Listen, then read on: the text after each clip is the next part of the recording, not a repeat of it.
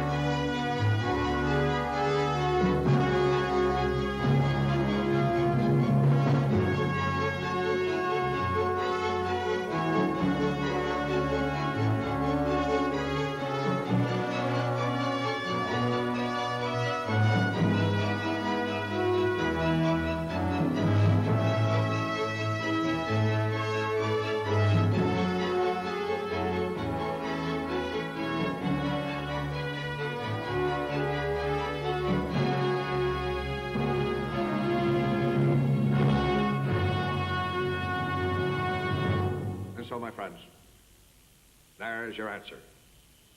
With your votes on November 3rd, you can tell America what the real majority thinks in this country. The real majority spoke loud and clear. We lost 9 seats in the House, and 11 Republican states went Democratic. I remember.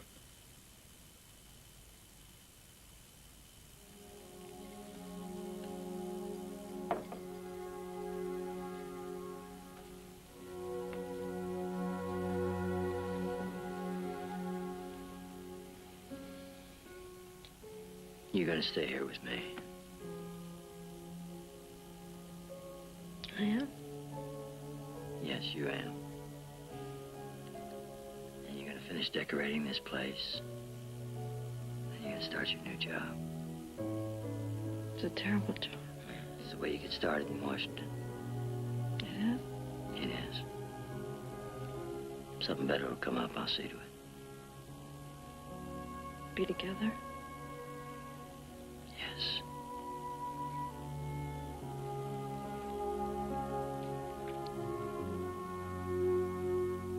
Now, I know that many prominent Democratic officials are vulnerable to weaknesses of the flesh. We can compromise these officials through the charms of some ladies that I have arranged to have living on board. This will enable us to extract the kind of information we want. Just a minute, Gordon. How are a bunch of whores going to compromise these guys at the convention? They're not that dumb. These are not stupid broads. These women can be trained and programmed. These are the finest call girls in the country. And I can tell you, from first-hand experience... I'm sorry. I was breaking the law, and I knew it, and I didn't feel a damn thing. I had moved into the inner circle of the President of the United States. I was going to grab all the power I could. I was going to possess any woman I wanted. I was climbing to the top of Macho Mountain, and I was 33 years old.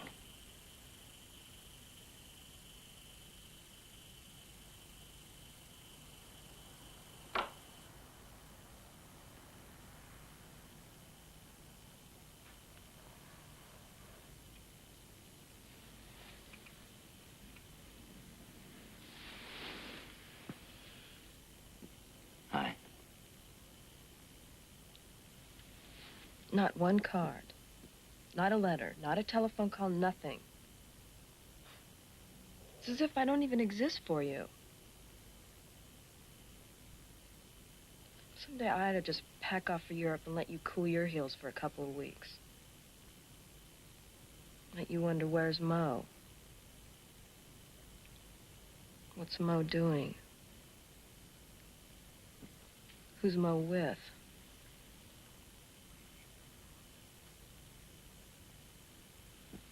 Serve me right. Yeah, it would. Teach me to appreciate what I've got. That's right. Anyway, it says you've got me.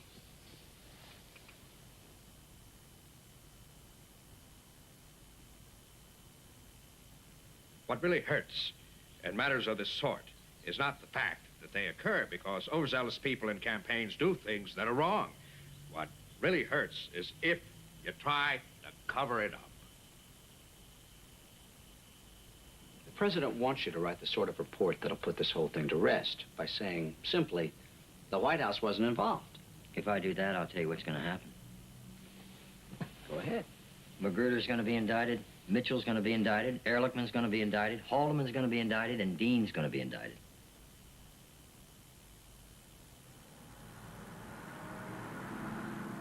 On March 31st, 1973, John Dean, counsel to the President of the United States, met secretly with Charles Schaffer, a leading criminal lawyer.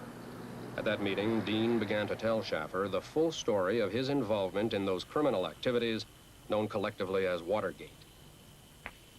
I sat in the White House and I told Haldeman if the truth came out, we'd all be indicted. But you didn't consult a criminal lawyer.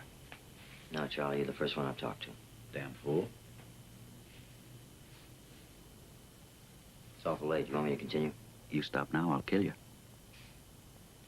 All right. New year, 1973. The men that broke into the Democratic National Headquarters at Watergate were about to go on trial, and of course we wanted them to plead guilty. All of them. They had to plead guilty. There was a trial, the dam would break, and the whole history of dirty tricks, illegal campaign funds, the plumbers unit, the IT&T, the wiretaps, the break-ins, the half-truths, the evasions, the lies would all come out. So they had to plead guilty. And somehow we had to find a way to keep Hunt, McCord, Liddy, and all the other Watergate burglars silent. By using the hush money. Not just that. We started to form a new plan. We thought perhaps we could say, all right, fellas, you take the rap, we'll take care of all your financial problems, and then someday in the not-too-distant future, maybe you can all look forward to clemency. Only the president can grant clemency, John. I know, Charlie. Every morning I'd get up, kiss Mo goodbye, and drive to the executive office building, and I'd wonder what new terrors were awaiting me there, just a few yards from the White House.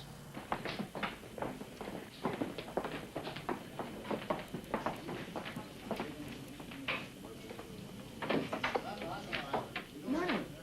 Oh, John Ehrlichman wants you to drop into his office. okay. You should know that Colson is with him. Okay.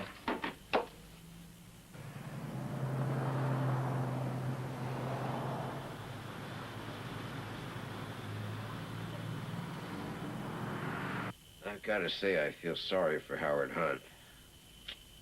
With his wife dead, responsibility for all those kids.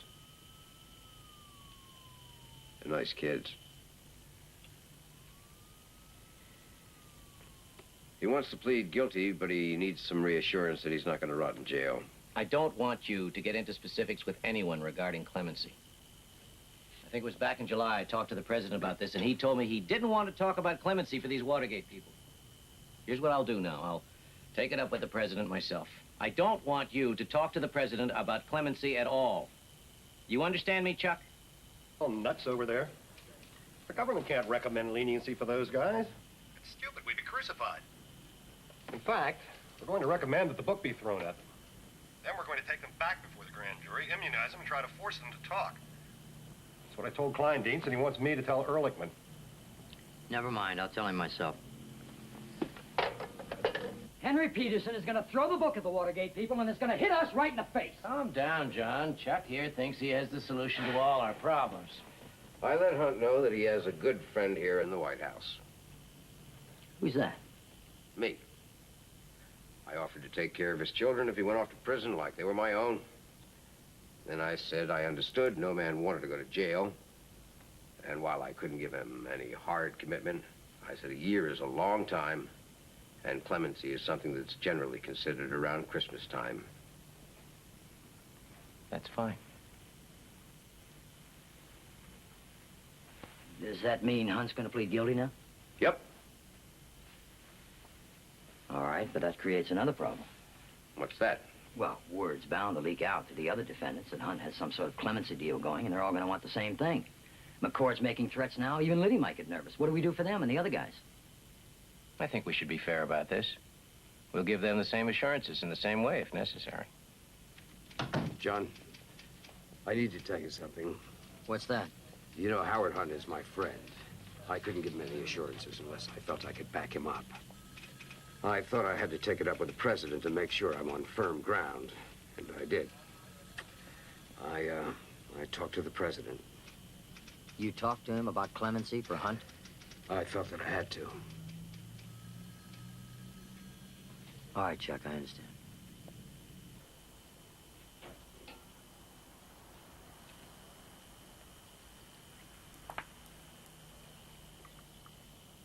Hey, pal, it's getting late.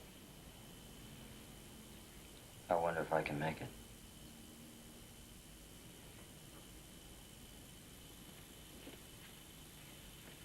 You all right?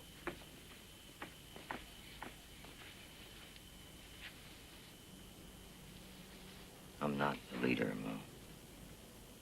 I get ahead with an organized mind and an ability to please my bosses. But at the core, what am I at the core?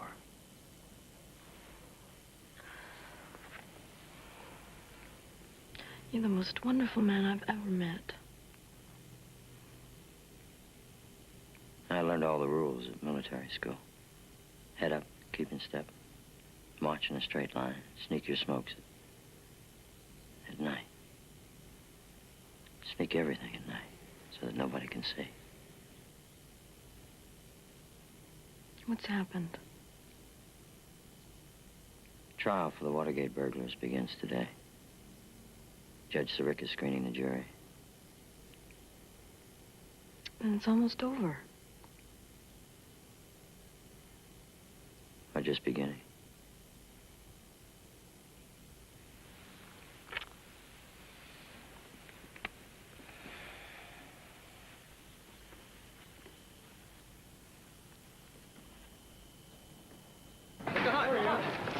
Mr. Hunt, you pleaded guilty today to all counts. Does that mean the government's case against you is complete? It is substantially correct. Can you tell us if there was a wider conspiracy? Can you tell us if there were other higher government officials involved? To my personal knowledge, there was not. Does that mean there may have been others involved you didn't know about? Not to my personal knowledge. Mr. Hunt, why did you break the law? Anything I may have done, I believe to be in the best interest of my country. I knew what I was doing. I understood the possible consequences. I accept them. Mr. Hunt, please. One more question. Mr. Hunt, Please. Mr. Hunt. One more. 4 Watergate defendants admitted their guilt in federal court today.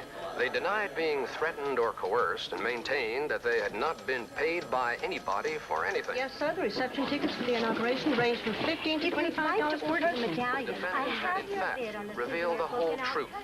There is speculation New York in burgundy Washington. for the official inaugural wine, but we would consider California That would right be now. area It would be east, sir, appropriate. opposite the temporary Yes, sir. I think we could get that early goodbye. Well, I can't As you find know, out the amount of New York burgundy would probably be all right, you're going to spend more money? Let me see now. That tickets in section A. I have something in writing. Well, that's plus Okay, I'll see what I can do. Well, I'm sorry. That total amount, $16.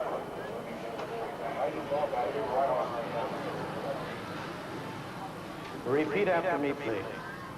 I, Richard Nixon, do solemnly swear. I, Richard Nixon, do solemnly swear That I will faithfully execute the office of President of the United States. that I will faithfully execute the office of President of the United States And will, to the best of my ability, and will, to the best of my ability, preserve, protect, and defend the Constitution of the United States. preserve and protect and defend the Constitution of the United States. So help me God. So help me God.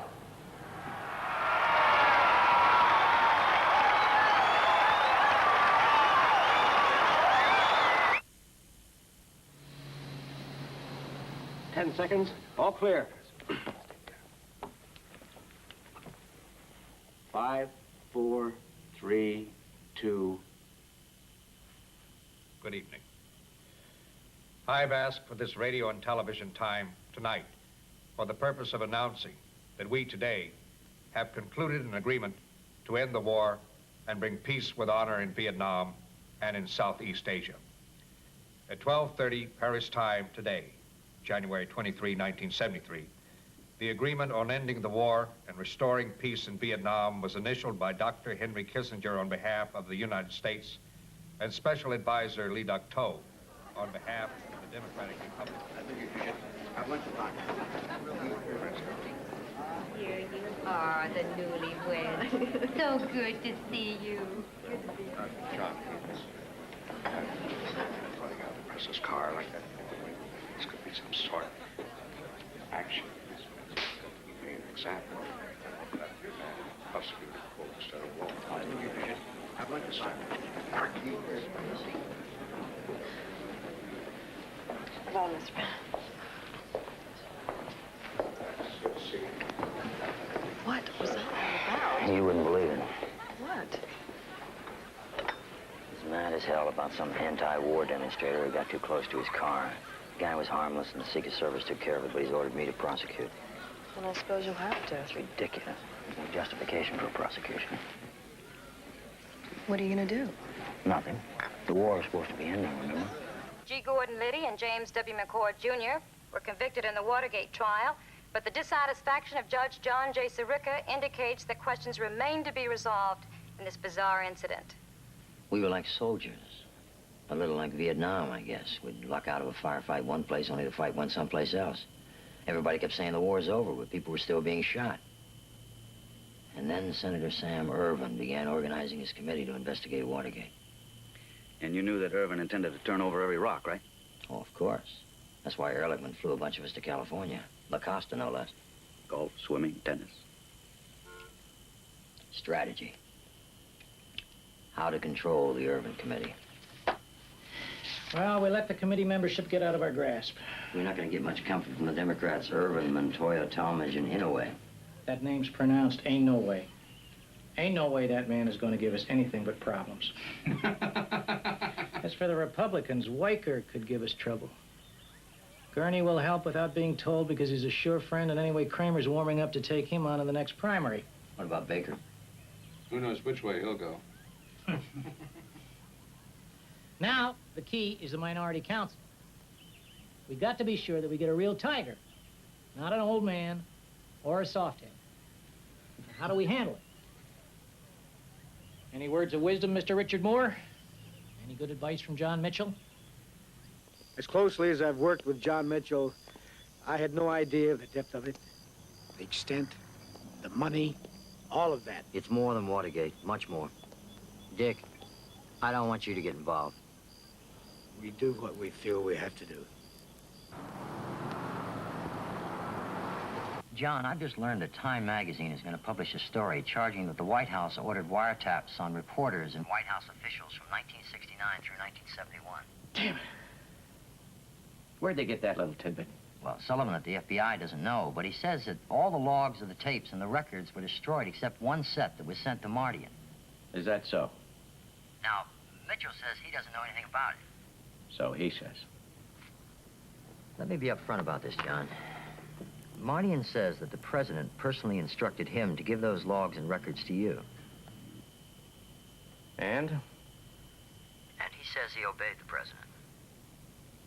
Fascinating story. Do you have that material, John? Yes, as a matter of fact, I've got the wiretap logs in my safe. Well, you know, this is going to come up like a bad dream.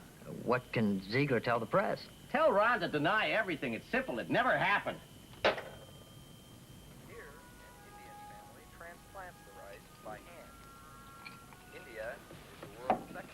So good, you don't even get drunk. And why worry? I'm lonesome. I function normally as a sexual object. It's impossible to be Don Juan when you're hanging on the edge of a cliff by your fingernails. Well, then let go. Villages vary throughout India, depending very much on location and climate. I'm seeing the president tomorrow. It's the first time in over 5 months that he's called me in, and I'm supposed to be his lawyer. Villages are scattered.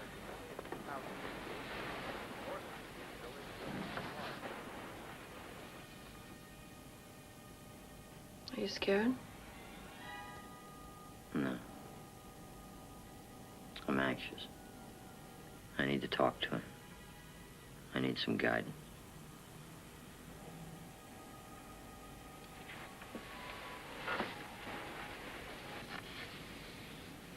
No, don't, no. Please don't.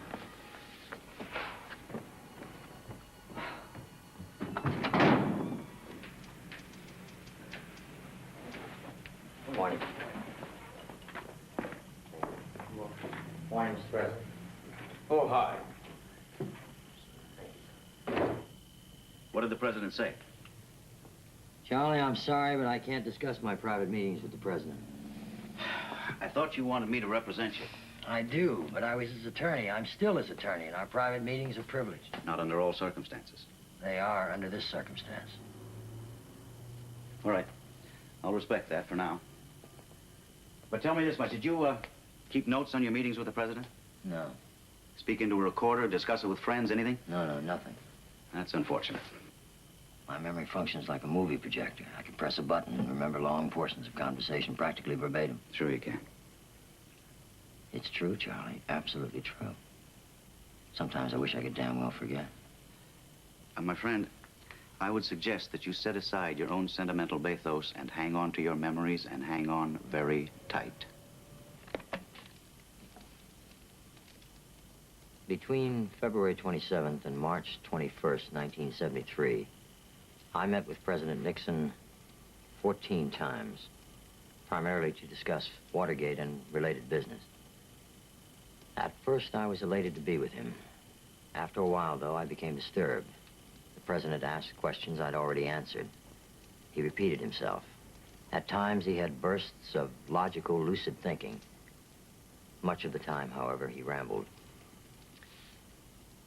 He relived the Hiss case, detailing again and again how he had to overcome incredible odds to catch Alger Hiss in a treasonable crime.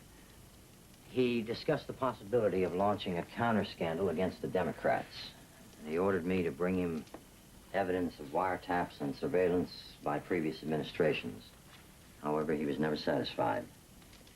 We discussed his friend J. Edgar Hoover and compared him to L. Patrick Ray, who was making a fiasco of his confirmation hearings. He discussed the Irvin Committee endlessly. His evaluation of Senator Irvin, the importance of influencing Senator Baker, the absolute necessity of limiting testimony by invoking executive privilege. The depth of his Watergate knowledge was frightening. He knew the danger of Magruder's testimony to Colson and Sloan's to Magruder. He definitely understood the links to Colson and Mitchell. Kalmbach, he said, was vulnerable. Segretti was a clown. And when he discussed the convicted Watergate burglars, particularly E. Howard Hunt, he did, in fact, touch on the issue of clemency. And through it all, I tried to please, as I always try to please. I repressed my fears. I spoke more hopefully than I felt. But I should say that I did not deliberately lie. Not once. Not ever.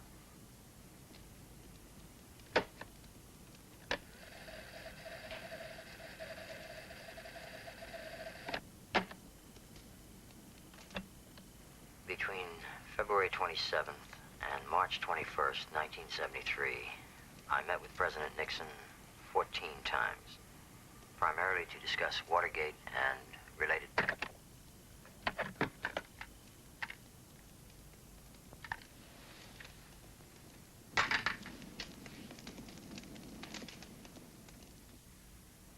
Mr. President, yesterday Senator Tunney suggested that he might ask John Dean to appear to testify about the Watergate case and the FBI White House relationship. Would you object to that? Of course. Why? Well, because it's executive privilege. You can't... I, of course, no president could ever agree to allow a counsel to the president to go out and testify before a committee. On the other hand, as far as any committee of Congress is concerned... They can't make you testify, John. No way. Not so sure of that. I'd hate to force a court test on executive privilege. Nonsense. You're counsel to the president. Till last week, I hardly saw him. That I could not vote for Mr. Gray if Mr. Dean did not come down and testify to our committee, so that we have a better understanding of just exactly where Mr. Dean was positioned in this investigation. Could the appearance of Dean wrap up your case? Well, I haven't heard the witnesses in opposition yet, but I would say that Mr. Dean is fundamental to this investigation, just absolutely fundamental. And I want to know what Mr. Dean's total relationship was with the investigation, and how he perceived his relationship with Mr. Gray, and whether or not Mr. Gray took instructions from him, and just the whole composite of events that led to Mr. Dean being so omnipresent. Why? Why? I think you should put out the statement on executive privilege immediately, because it should not look like, a response to the Senate, but rather as a statement of long-standing policy. The FBI probe of Watergate under my direction was as exhaustive an investigation as the FBI has ever conducted, or is capable of conducting within the four walls of its jurisdiction. Stand very firm on the tale that you delivered every document from Hunt's safe to the FBI. I understand. And then, John, all we have to do with Pat Gray is let him hang there and twist slowly, slowly in the wind. Well, I was in with the president this morning, and that's exactly where he's coming from. Mr. Dean, how well do you know Donald Segretti? I'm sorry, fellas, no comment. John, we know that Herb Kalmbach gave Segretti up to $40,000. Now, can you tell us where the money came from? The president talked about that the other day, Pat. I'm sorry, I have nothing to add. Good night. What did you do with the FBI reports, Mr. Dean?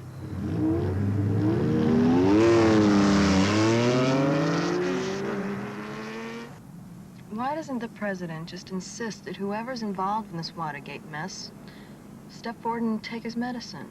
I can't speak for the president. Well, why did you have to see the FBI reports? Because I was conducting an investigation for the president. You mean the Dean report? That's right. But you never conducted that investigation. You told me there never was a Dean report. The president says there was one, Mo.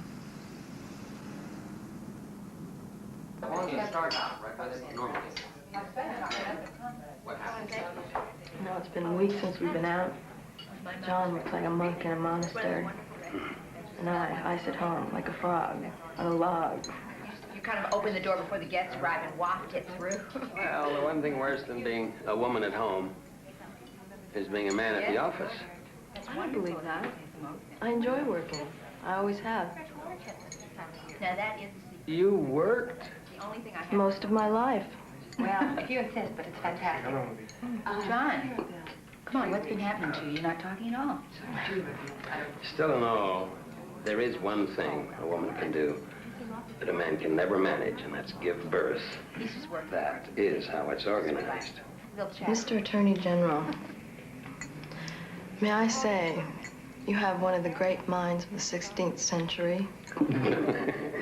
Well, Mo, it was a damn good century. Oh, I'm sorry to have to go so early.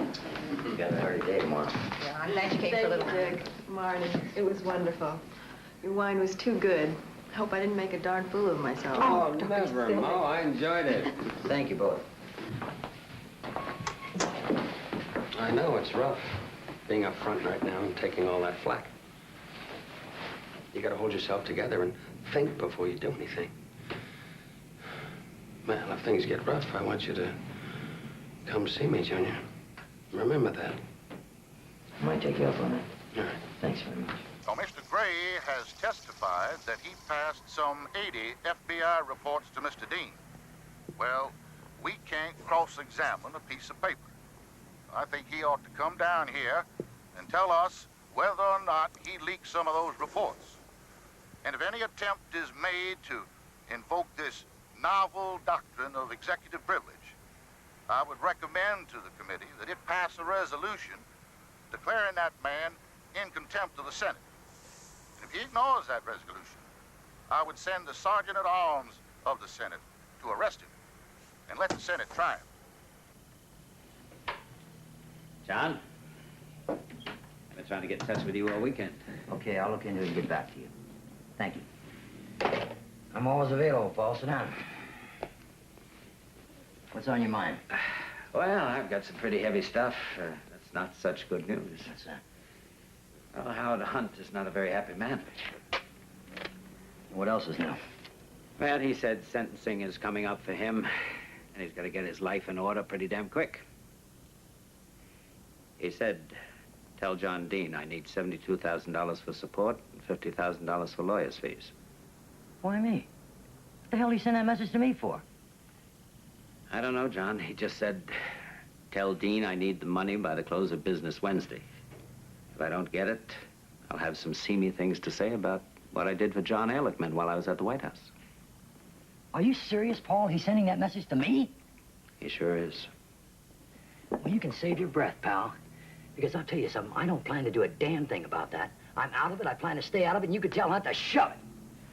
Oh, look, John, I don't think it's directed at you. It's a message to be passed along. Well, I'll be damned if I'm gonna pass it on. We're both up to our teeth in an obstruction of justice here. We've been passing these damn messages back and forth, and now we're in big trouble. You know that, don't you? I know we've got problems, but I'm just passing the message along. It's extortion, that's what it is. I know, I'm fed up with it. It keeps going on and on. It's like some sort of tumor, I guess. It's like a cancer. That's right, and the president better do something about it quick. I tell you, to say the least, he's being ill-served by his aides, all of us. Can't go on much longer like this, Dick. I agree with you. See, I don't know if the president really understands all the facts involved in the Watergate. I don't really know if he comprehends the implications of the facts. I don't know, I think maybe I should lay it all out for him somehow. Are you asking for my advice? I guess I am. Do it. Good night, John.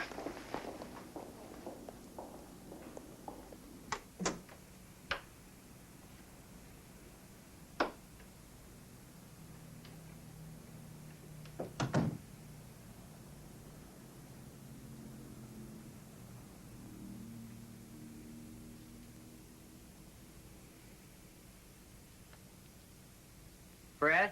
John, I'm glad you're here because I have some reports that I would... What's wrong? It's gonna blow, Fred. What? The whole Watergate mess is about to explode. A lot of people are gonna get hurt. I just want you to know and be careful.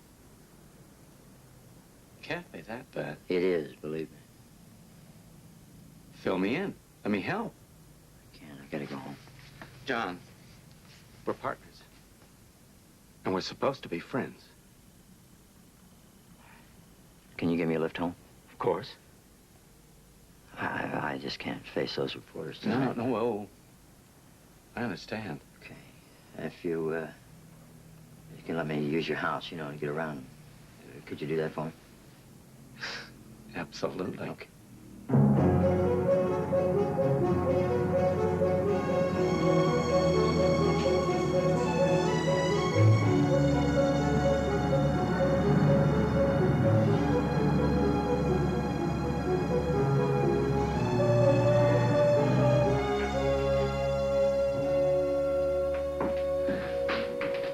Hi, Maria. Hi, John. How are you?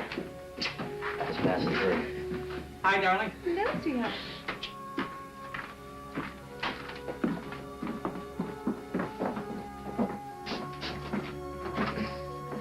Thanks, Fred. Good night. You're welcome, John. Night.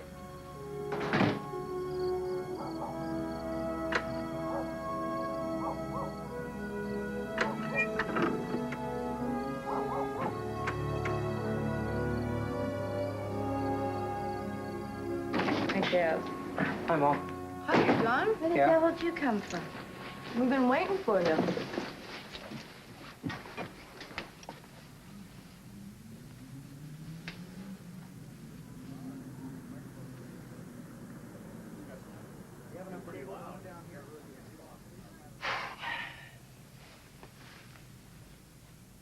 Hey, Mo, how about a scotch? Great big one, huh? Okay. I'll do it.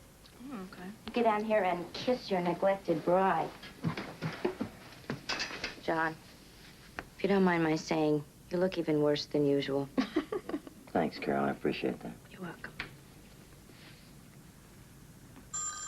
I'll get it. Dean Sorry. resident? Yes. Yes, he is. He just came in, as a matter of fact. Just a minute. John? I think you want to take this. Who is it? The president.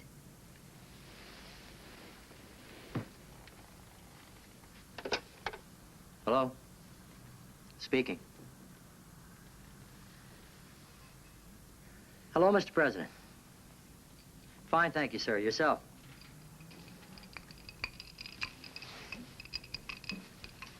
Yes, sir. Yes, sir. I was thinking the same thing myself.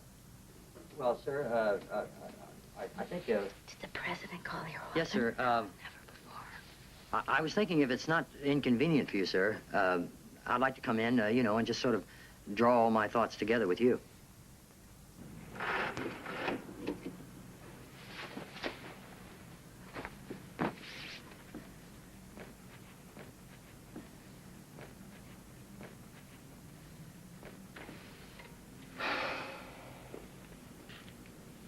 You remember I told you things might get rough?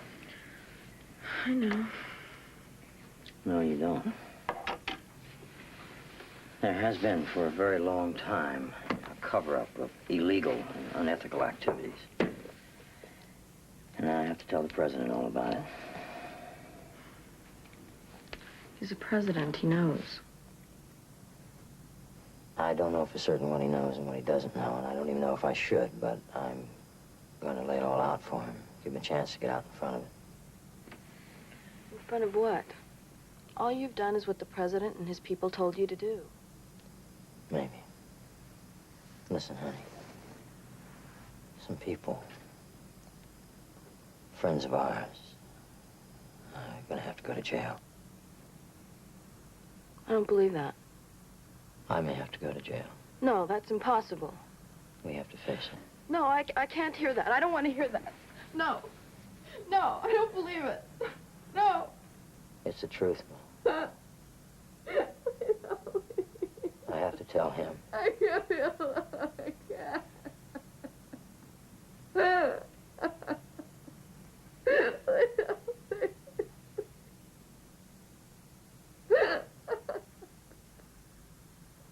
There's no doubt about the seriousness of the problems we've got. We have a cancer within, close to the presidency, that's growing. It's compounding. It grows geometrically now because it compounds itself. That'll be clear as I explain, you know, some of the details of why it is. And it basically is because, one, we're being blackmailed, and two, people are going to start perjuring themselves very quickly that have not had to perjure themselves to protect other people and the like. And that is just, and there's no assurance that... that it won't bust? That it won't bust.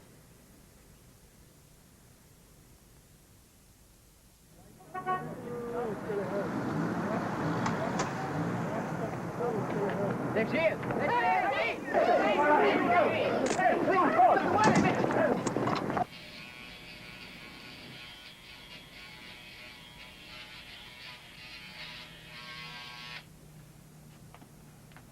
What's the matter?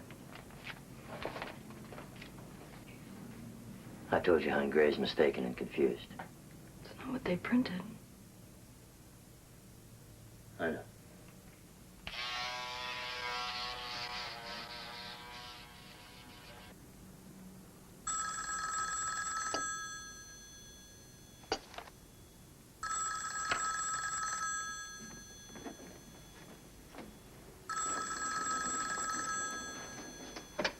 Hello? John, this is Paul. Where are you? Surrounded by reporters. That Pat Gray business is very unfortunate. Is he going to retract? No, I doubt it. He's a stubborn man. How's Mo taking it? Very quietly. Good. Now listen, John, I'm sorry to unload on you, but Judge Ricker has just read a letter from McCord in open court. I don't have the complete text here, but McCord charges that there was perjury committed at the Watergate trial, that hush money has been paid, and that higher-ups were involved in the break-in. That's wonderful, Paul. How much does McCord know? It's hard to tell. He wasn't on the take, so it's hearsay. And there's probably not too much damage legally, but the press will have a field day.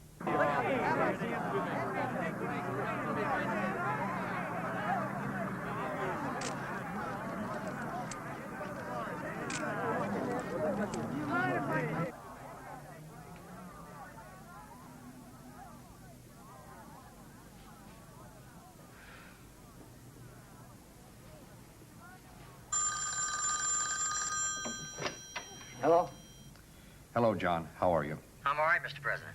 Well, you were certainly right yesterday when you said something was going to break. I think, though, that McCord is a hell of a lot better than Hunt. Oh, there's no question about that, Mr. President. Listen, John, I want to suggest, I'd like to suggest that you probably need some time to analyze this situation. I'd like you to go to Camp David, take your wife, get some relaxation. Oh, I appreciate that very much, Mr. President. It's very kind of you. I know that Mrs. Nixon and Tricia are up there, and I wouldn't want to intrude. That's no problem.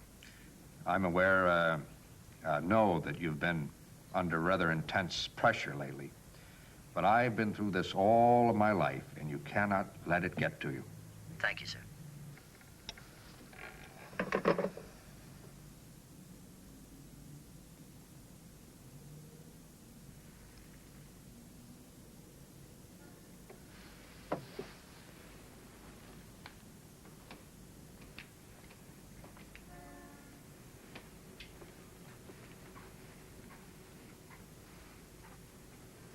Hey, Sad Sack, let me ask you a question. How would you like to spend a week with me at Camp David? Madam, you have a personal invitation from the President of the United States to spend a week at Camp David with me. What do you got to say for yourself? Really? Really? When? Right now. They're sending a limousine around for us. Really? You better hurry up and pack. Oh, my goodness. Wait, what do I wear to Camp David? You asking me? Oh.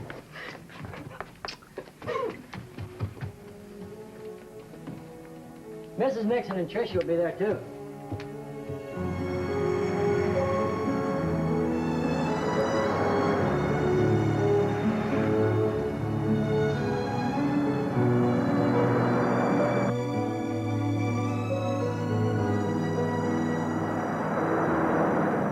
We're foolish to stay locked in the house like that.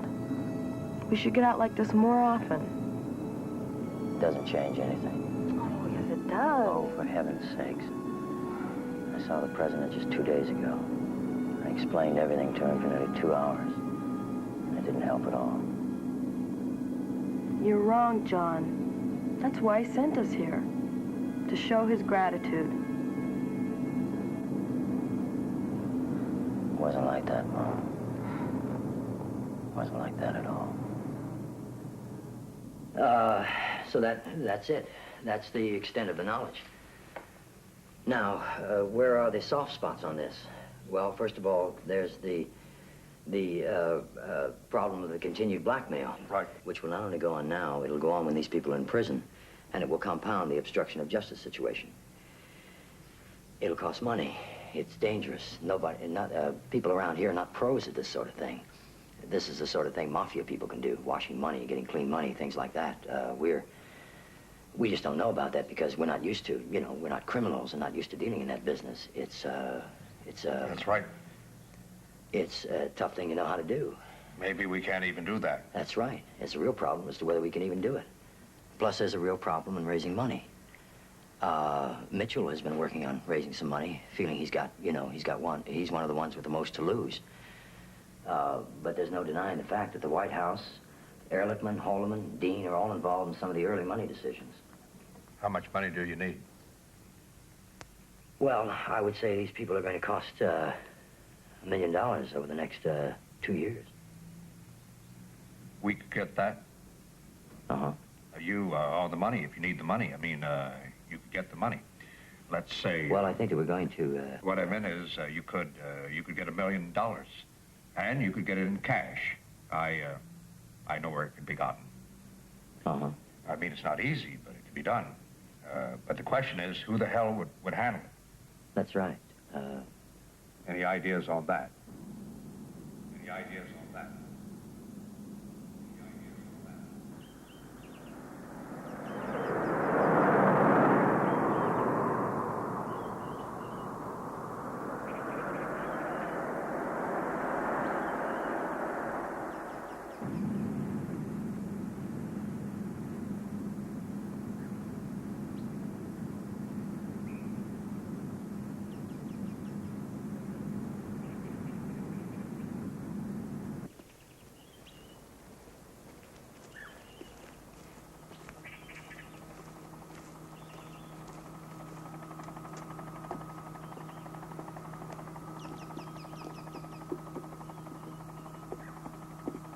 bedroom is this way.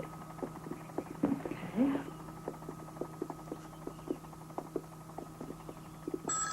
Target. This thermostat controls both the air Hello? conditioning and the heating. Hello? Closets are over here. Yeah, hi, Bob. Just walked in. It's beautiful. Oh, good. Listen, while you're up there, the president wants you to take a shot at writing up that report on Watergate. Well, are we talking about a report for internal use or for issuing to the public? Don't know yet. It makes a big difference in how I write it, Bob. Oh, well, give it your best shot and we'll decide later. Okay. Thanks, Bob.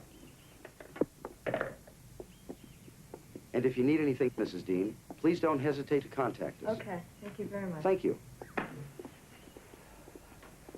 Thank you, ma'am. Thank you.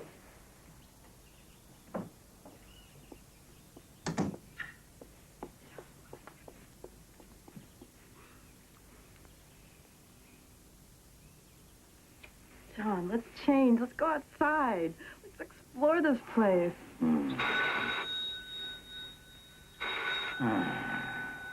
Let it rain. No, I can't. Come on, John. Let it Come rain. on.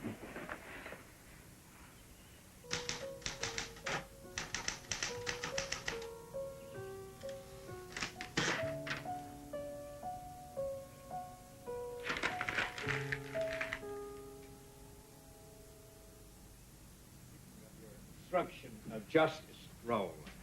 I don't see it. Well, I've been a conduit. I can't see it, I have been a conduit for information on taking care of people out there who are guilty of crime. Oh, you mean like, the blackmail? Blackmail, right.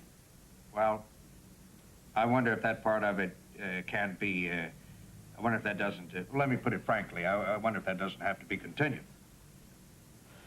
Well, let me put it this way. Suppose you get, you get the $1 million, and you get the proper way to handle it, and you could hold that side. Uh-huh. It would seem to me that would be worthwhile.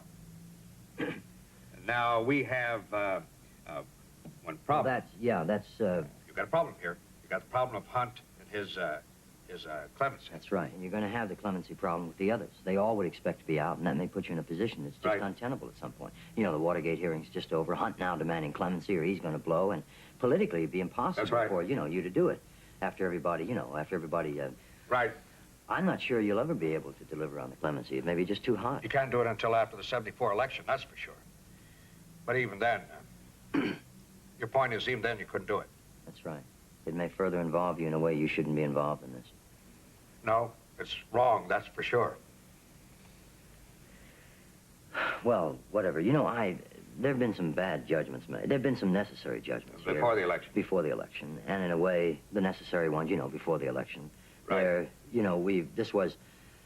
There was... Yeah. To me, there was no way... Yeah. That, Yeah. But to burden this second administration... We're all in on it. It's something that is not going to go away. No, it isn't. It is not going to go away, sir.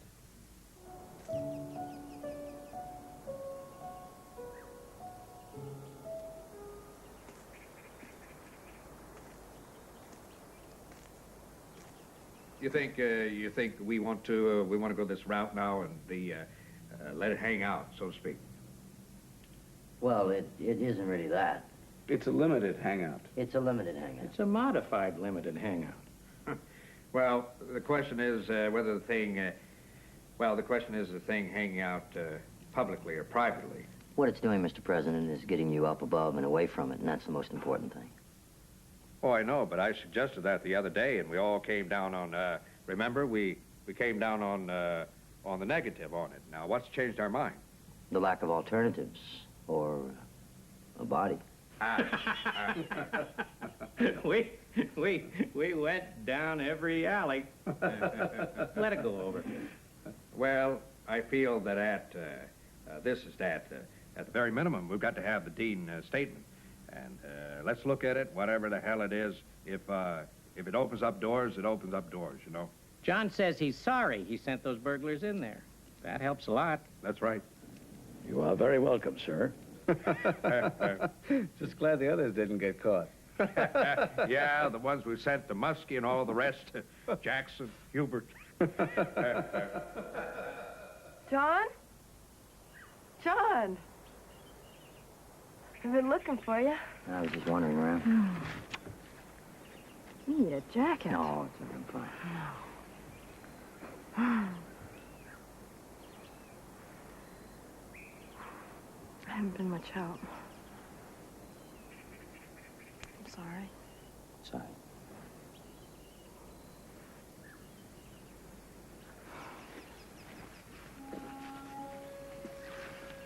You're in desperate trouble. Yes, I am. The president. He's in trouble. Yeah. You wanted to warn him. That's what you've been trying to tell me. Exactly. You did warn him. Yeah, I did. And you told him everything. Yeah. Now tell me.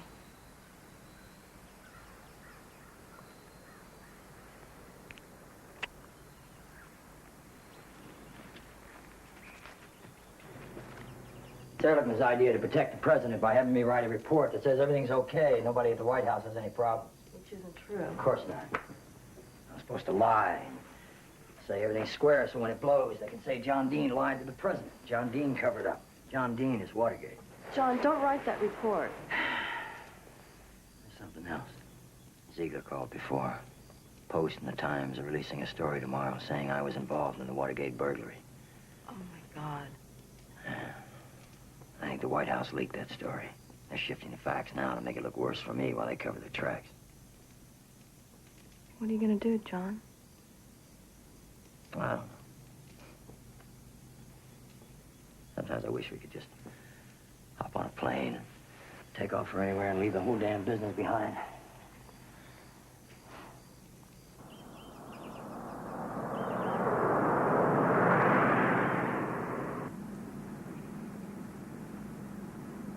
You're right, Mo. I'm not gonna write any Dean report. I'm not gonna lie anymore. That's good, John. I'm glad. I'm really glad.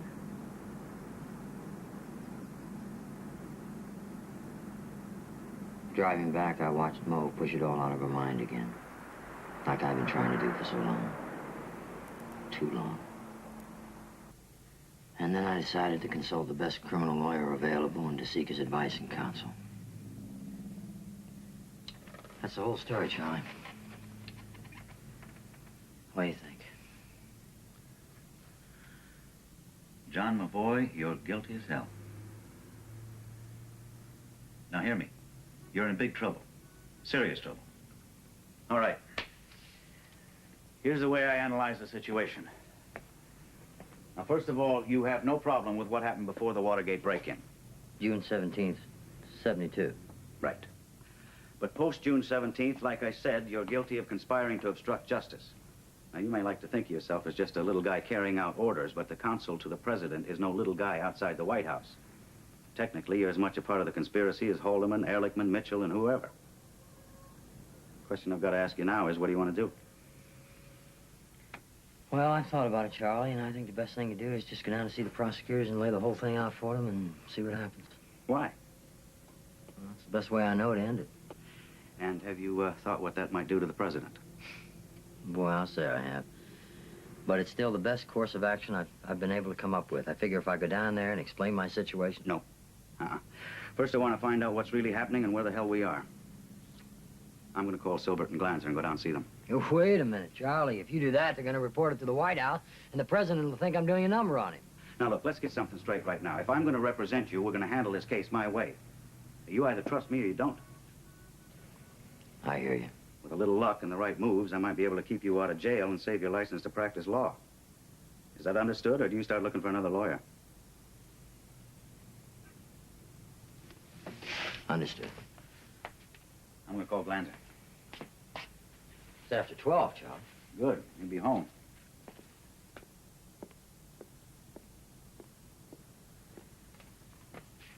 You relax.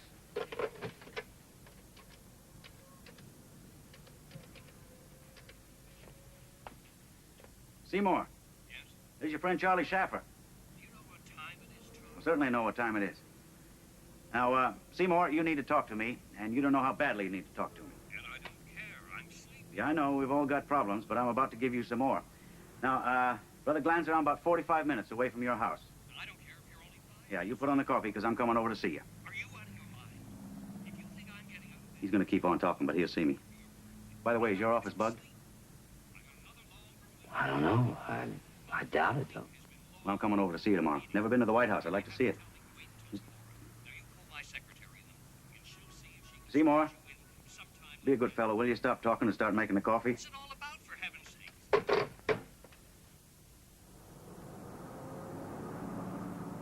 Have you finished your Camp David report yet? No, Bob, not yet, but I'm still working on it. I did finish the Segretti section.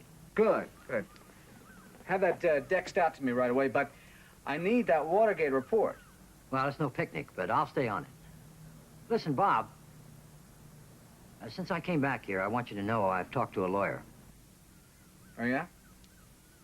Who's that? Charlie Schaffer. I think it's the only thing to do. I think he can help me figure out what everyone else's criminal liabilities are. I mean, you know, we just don't have a good criminal lawyer around here. I want to hear about that. Find out whatever you can. But stay on that report. All right, Bob, I will. Fine. Lander says they're trying to find out who authorized the bugging and the break-in. They're, tracking on Mitchell and Magruder. And they also suspect Colson and you. Why me? McCord says you approved the bugging along with Mitchell and McCord Magruder. doesn't know what he's talking about. Precisely, that's what I told Glanzer. Now, here's what I've done. I've arranged for you to meet with the prosecutors. I think I've arranged a fair deal. Now, these guys might change their minds when they hear you out. I don't know, but I think it's worth a try. You willing to go down there and lay out the facts for them? I don't know, Charlie. I don't like it. I can't do it unless I nail Haldeman, Ehrlichman, and John Mitchell. I don't give a damn about the others, John. It's your neck or theirs. Now, who do you want to save? Me, of course, but I still don't like it. Do you think they're going to protect you? I don't know. Probably not. Listen, I want you to know something. A lot of guys like Parkinson, Marty, and O'Brien and myself came into this thing free and clear, and then we started protecting our clients, and we all fell into the cover-up trap. You got to be careful, Charlie.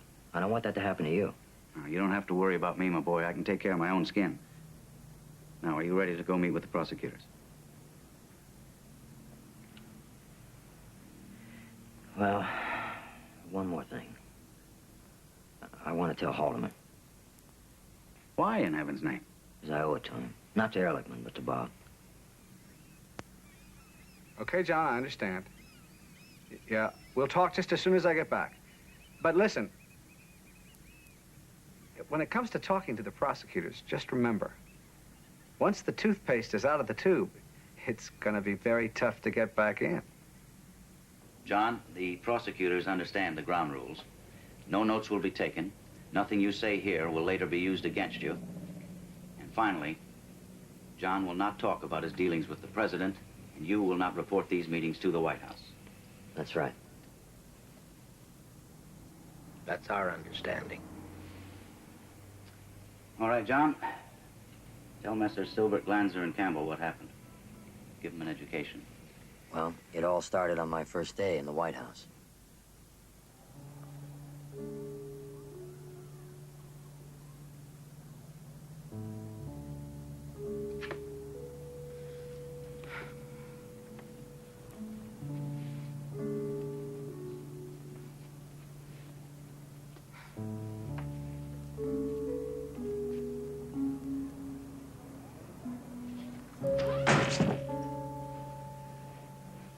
You said that at the second meeting, you stopped Gordon Liddy from discussing his illegal schemes in the office of the Attorney General? That's right. And yet you say that those very schemes were the basis for Watergate. No, Earl, let me explain. Hold it 1 minute, John. Now, this conversation is off the record, so I'm going to tell you this much. Liddy has been talking to us privately. Nobody knows. But, John, your story's got to square with his. Well, what's he been telling you, Earl? No, I can't tell you that. Liddy's conversation is just as privileged as yours. All right. It's okay. We don't care what Liddy says. If he tells the truth, you'll know my man wasn't in on this. That's right. Let me explain something about Liddy. I'm not, and I wasn't at that time his immediate superior. The deal I was just a offering minute, John. was simply legal advice. It's for you. You want to take it in the outer office? No, I'll take it here. It's fine. Thank you. Hello? Yes, speaking. Oh, hi, Bob. Yeah, okay, I'll be there. I say that's affirmative. Right. Bye-bye. It's a call from Air Force One. Haldeman and Ehrlichman want me to meet him at the White House right away. I'm afraid I'll have to break this up for now. I think you ought to know my lawyer's been talking with the prosecutors, and they're on the trail. Apparently, Liddy's been doing some talking. Really? Yes, I don't know what he said. Interesting. Schaffer says they're reviewing how we handled evidence here at the White House. You know, like the stuff from Howard Hunt's safe and all. What do you mean? Well, they're going to want to know why we delayed so long in turning that evidence over to the FBI. You remember, we talked about it here. You told me to deep six the sensitive material, and I put it in the car, and then later we decided to hand it over to Pat Gray personally. We did it right here. I don't think that's going to be a problem. Tell him you were making an inventory and you held the stuff. He'll think of something. Well, Liddy may tell them how I passed on your order to get Howard Hunt out of the country. John, I just don't remember that. I'm sorry, but I just don't remember it that way. You know, if Liddy blows, he could hurt us all very badly. He knows about the Ellsberg deal. He knows about the money. He knows about Watergate. John. He knows... You haven't told the prosecutors anything about that money, have you? No, Bob, I haven't. Now, wait a minute, John. Wait a minute. You're all the way up to November. Now, I want to go step by step from June. How did this money thing come up? One day at a time. You mentioned June 20th in Mardian's study. Well, Mardian said that Liddy told him that he expected his people in jail to get some financial support. And did you give them support? No, I did. But I you know, passed messages back and forth, and then eventually we did come up with some money for them. Okay, that's enough. Now look, this is not the Dean report you're giving these men with all that self-serving bull. I want you to tell these guys the ugly realities of life. Don't try to tell them what a nice guy you are, because they're not going to believe you. Unless you want them to indict you, lay it out. Tell them how you were up to your neck in finding hush money. You got it? All right.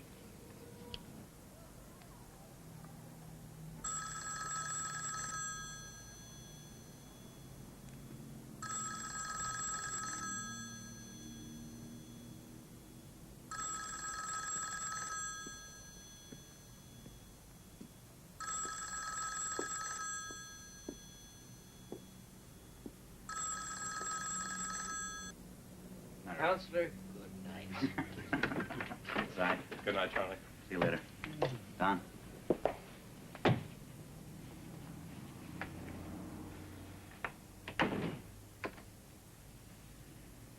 Anything wrong?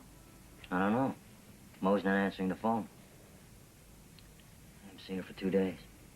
You told her you were staying with me. Yeah, sure. Well, maybe she's taking in a movie. No, she wouldn't leave the house with all the reporters out there. Well, maybe Fred Fielding knows where she is. Maybe. Hello? Oh, Fred, this is John. Listen, have you seen Mo? No, I haven't. Well, I'm getting a little worried. She's not answering the phone. She may have gone out. Wait, I'll look. The lights are on. Do you want me to go over? No, it's all right. I'm on my way home. I gotta go, John. Now, hang on a minute. The prosecutors don't believe your story that Pat Gray destroyed the documents from Hunt's safe. I can't help that. It's the truth. It's your word against the former acting director of the FBI. He's a liar, John. Got an idea to run by you. Take a lie detector test. You convince Sam or you?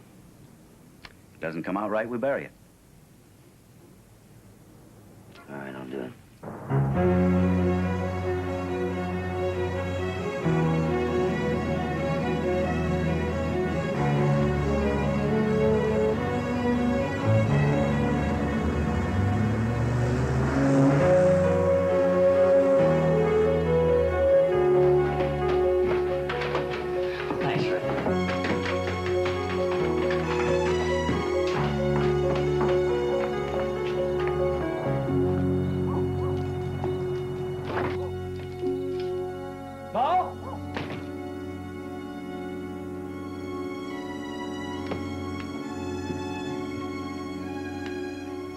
Mo?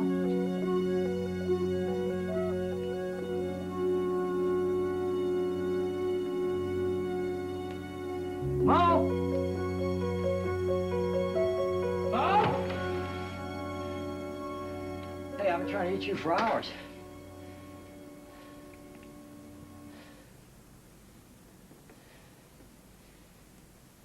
Are you okay, hon? Not okay. What's the matter? You. What do you mean? Just what I said. You. I don't understand. I've been with Charlie, you know that. Don't lie. I don't want to hear your lies anymore. I know what you've been doing. You've been fooling around. What? What are you talking about? Women, girls. You know, damn you know what I'm talking about. You gotta be kidding, Mo. I've been with Charlie Schaffer and the government prosecutors, spilling my guts out for the last 2 days. Sure you have. You know damn well I have. Call Charlie and ask him yourself if you don't believe me. I want to talk to Charlie. Well, I'm gonna call him, at least tell him you're all right. Go ahead. Why didn't you answer the phone? Why didn't you answer the phone, damn it?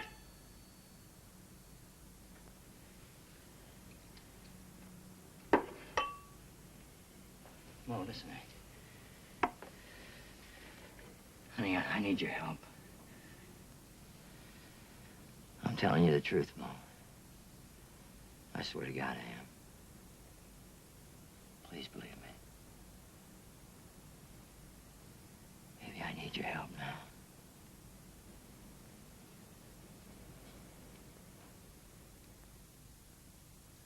Is the tourniquet supposed to be this tight? Yeah, that's normal. I'll continue, okay? Looks great. Did you turn documents from Howard Hunt's safe over to Pat Gray? Yes. Was Ehrlichman with you when you turned over the documents? Yes. Did that transpire in Ehrlichman's office? Yes. Did Mr. Gray later tell you he had destroyed the documents you had given him? Yes. The same documents you took from Howard Hunt's safe? Yes. Well, son, from now on, if there's any question about who's telling the truth around here, you're going to get on that box. I already called Silbert Glanzer, told him he passed with flying colors. You should be flying high, my boy. I'm not looking forward to talking to John Mitchell. Prosecutor's got a proposition for you. What's that? Well, they got this little hidden microphone they'd like you to put up your sleeve and get Mitchell on tape. You can tell him to go to hell. It's hard enough for me to turn on Mitchell. I'm not going to set him up like a mafia informant. So be it. Thank you. I tell you, when I was up at Camp David, I thought about leaving the country, just taking off. Well, tell me where you were thinking of going. Maybe I'd like to join you. I had no idea. But I wouldn't leave without Mo. How's your wife holding up under all this? Not very well. It's one of the problems. Our marriage is falling apart. It's become a disaster. She never expected anything like this. The depth of it, the effect it's having on us. She's very depressed. There's a lot more pressure on me to be the kind of man she thinks I am. I'm sorry to hear it. I can understand.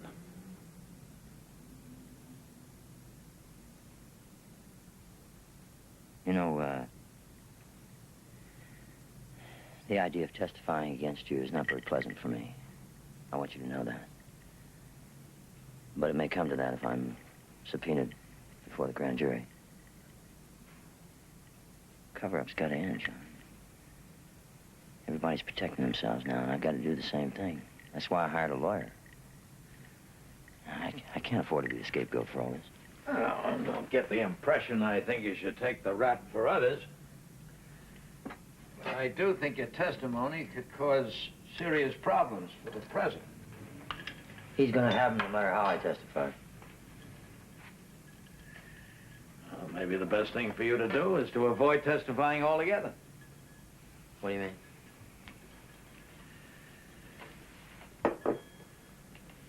Thought about taking the fifth? Oh, yeah, sure, but that would only cause more problems for me and the president. Besides, they could immunize me and force me to testify. And there's always a possibility of your raising attorney-client or executive privilege. No, John. It's not applicable in this case. How are you going to handle the activities that occurred after the break-in?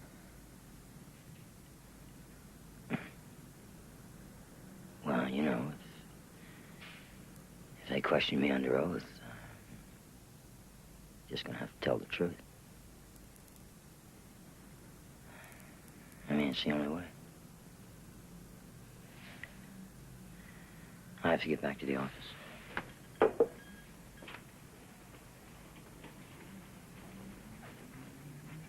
I'd like to suggest something for what it's worth. I think you better get yourself a lawyer. I'll tell you, I feel a lot better now that Shacker's looking out for me. Well, I'll see.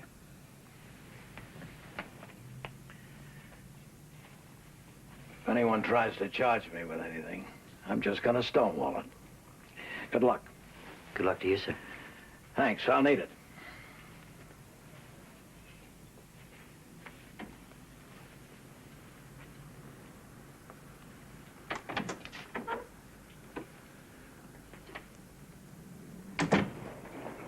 I don't see her, Liz.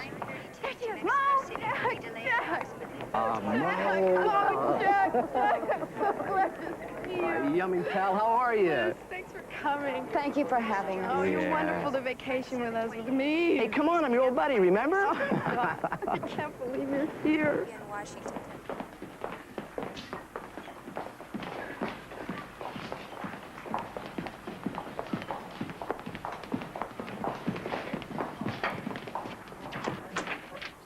Hello, Jane.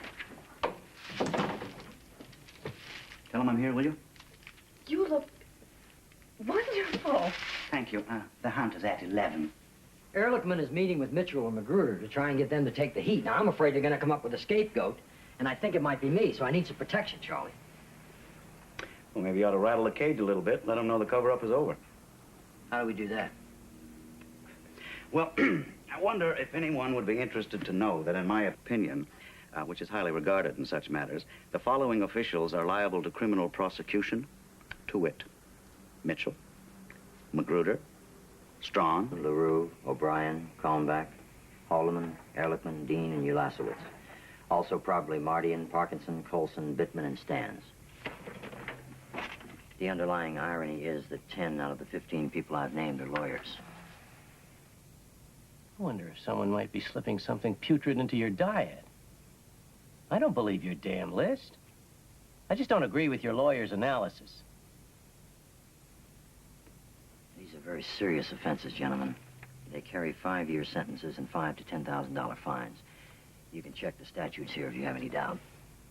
Most of the people on your list are there for the post-break-in period. Now, why is that? Because of the cover-up, John. We are all targets of the grand jury. No. That's not what the grand jury's doing. You know my lawyer's been down there talking to the prosecutors. He's misinformed. Kleindienst says they're going after people involved before the break-in. Kleindienst is misinformed. We'll see what we can find out.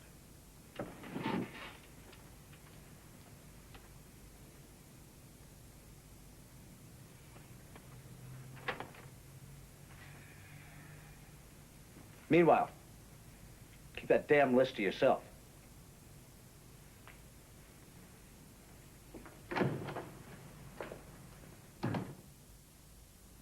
Jack found a friend and borrowed a spare chair and fixed my bicuspid. How about that? Yeah, that's great. Hey, thanks for looking after Mo, Jack. I appreciate it. Oh, not at all. It's always a pleasure to look down Mo's throat. My dentist says the same about me. Hey, you know what I'd like to do while we're here? Pull a wisdom tooth. No. No, I'd like to go to the track and win some money. That sounds great. Have you been to the races lately, John?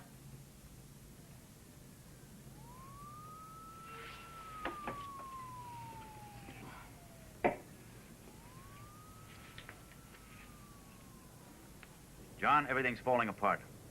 The prosecutors are breaking our agreement. What do you mean? Well, they're going to tell Peterson what we've been talking about. You're kidding. When? Tonight. And then they're going over to Kleindienst's house. Charlie, they made a deal. I know. Oh, that's great.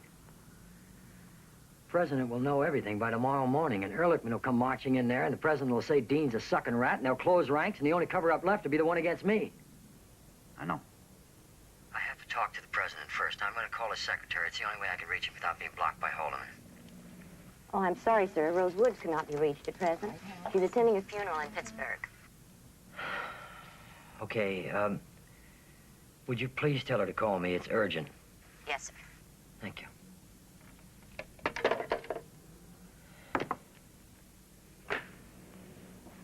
Good morning, Counselor. Good morning, gentlemen. Good morning, Charlie.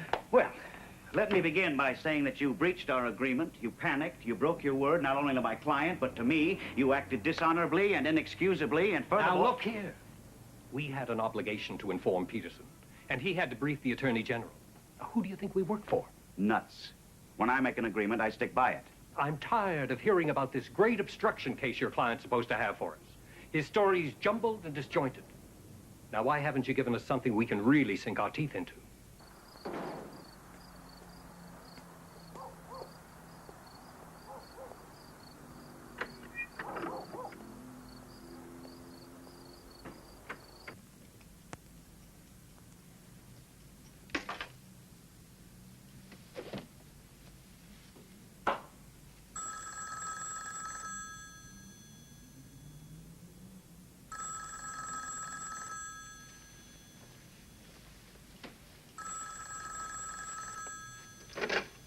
Hello? Hi, John. Could you come over and see me for a little bit? I hate to disrupt your evening. But I sure would like to have a chat. Yeah, I guess so, John. Thanks.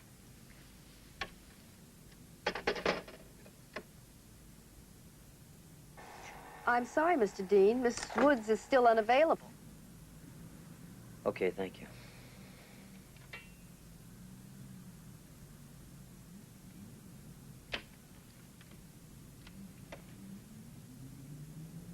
Yes, Lawrence Higby, please. John Dean here. John, what can I do for you? Listen, I know this is going to sound unusual, but it's very important. I want you to take down a message from me verbatim. Okay, you ready? Right. It's for Haldeman, Ehrlichman, and the president. I do not think it appropriate for me to meet with Ehrlichman at this time, period. I would like very much to meet with the president, if it isn't inconvenient for him, period. I want the president to know that I am not being disloyal, period. I suggest the president turn to Henry Peterson for advice, period. And that's the end of the message. Have you got that, Larry? Yes? All right, good.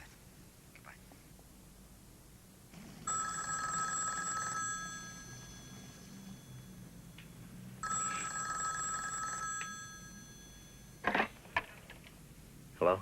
Mr. Dean, Speaking. the president wants to see you, sir, in the executive office building as soon as possible. Thank you. I'm on my way.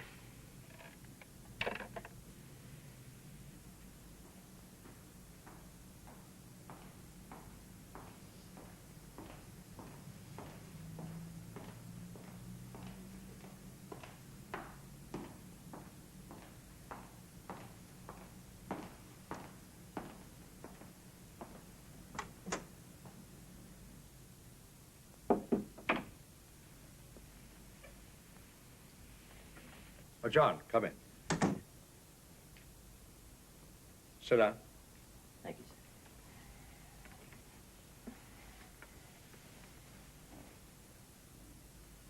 Would you like anything to drink? Scotch? Martini? Anything? No, thank you, sir. Come on, surely you'll have something. All right, I'll have a Coke then.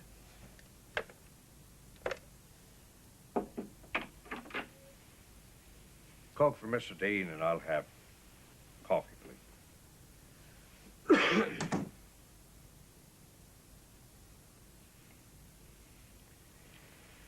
Mr. President, I don't know if you've been told, but I have talked with the prosecutors.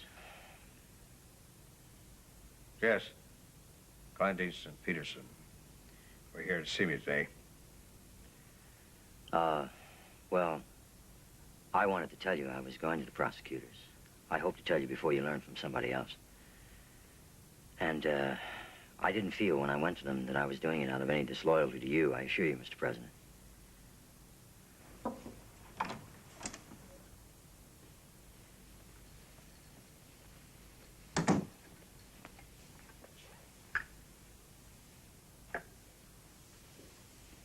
Thank you.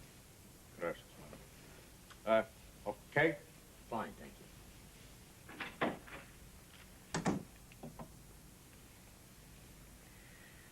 I hope someday you'll know I was being loyal to you when I did this, sir. I felt it was the only way to end the cover-up, and so I thought I had to tell them what I knew, Mr. President. And now I feel you're in a position where you can step out in front of it, sir. I understand, John. I want you to know I understand. I'd like to kind of review some of these problem areas that have come up. I'd like to go over them a little bit with you. For example, let's get a little bit of the money problem. I'm trying to sort this out, you understand? Yes. Let's take Ehrlichman.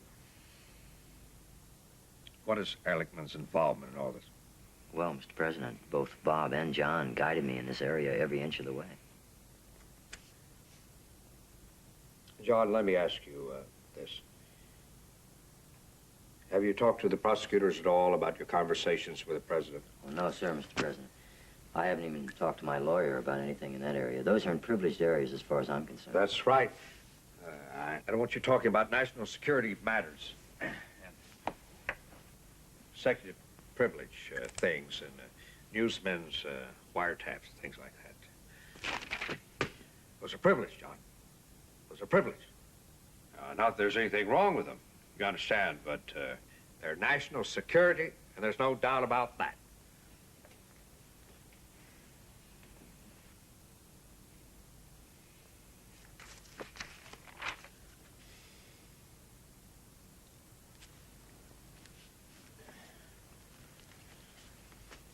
John, do you remember that conversation when you came in to tell me about, you know, the cancer growing on the presidency and those kind of things? Yes, sir.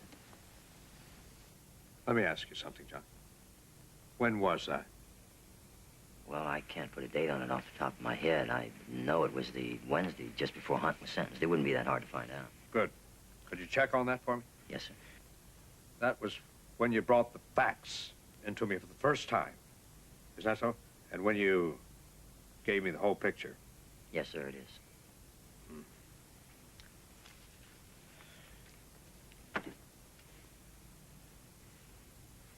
John, you remember that mention made to you about the $1 million and so forth as being no problem? I was just joking, of course, when I said that. Well, Mr. President, I'm not even getting into those areas. You can be sure of that. Good. You know, John, this guy Hunt has caused us a lot of problems. But I kind of understand how sad it is for him. You know, with his wife dead, being in jail like that. I really feel sorry for him. That's why it's hard to see the situation objectively.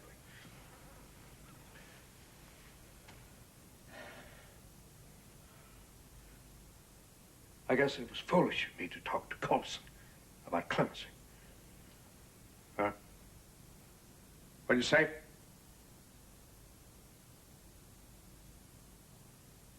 All right, John. Thank you very much for coming in here tonight. I want you to think about all of this, and we'll talk again about it maybe tomorrow. Thank you, Mr. President. I will think about it. I feel a lot better after this conversation. Yeah. Well, John, say hello to your pretty wife for me, okay? I will tell her you said that, Mr. President. I know she'll appreciate it. Just one other thing, Mr. President. Mr. President, you know, I would hate to have anything I've started here by talking to the prosecutors and getting these facts out. I would hate to have any of that ever result in the impeachment of the president. Oh, no, John, don't worry about that. We're going to handle everything right. You can be assured of that, so don't worry about it. Good night, sir. All right.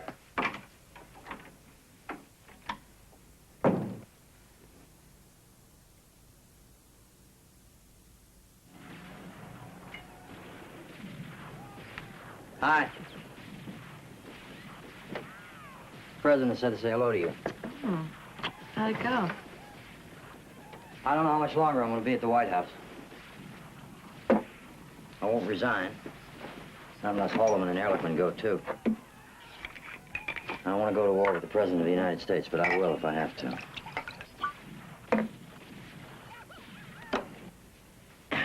Listen to me, honey. Things could get very tight financially. We're going to have some big legal bills, and after I leave the White House, I don't know how long it'll be before I can find another job. I can get a job. No, that won't be necessary. Not yet, anyway.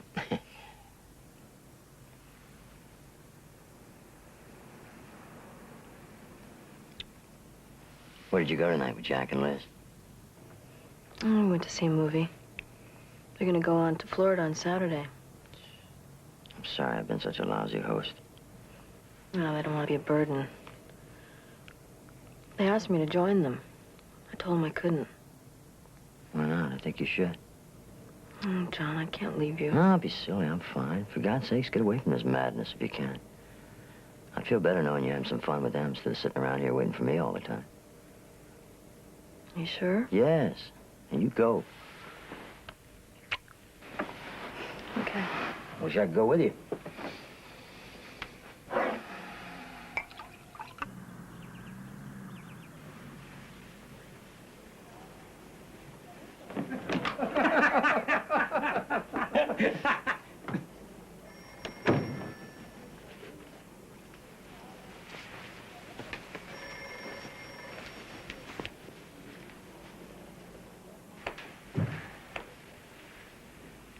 You remember we talked about resignations and so forth and so on, that I should have in hand not to be released.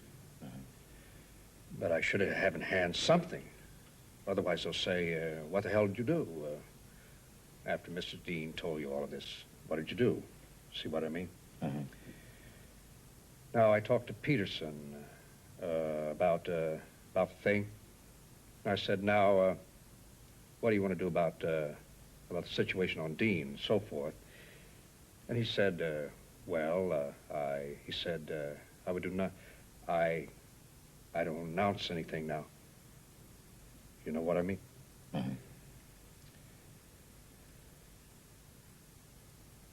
But what is your feeling on that? See what I mean? Are we talking Dean, or are we talking Dean, Ehrlichman, and Haldeman? Well, I'm talking Dean. Dean. At this moment. All right.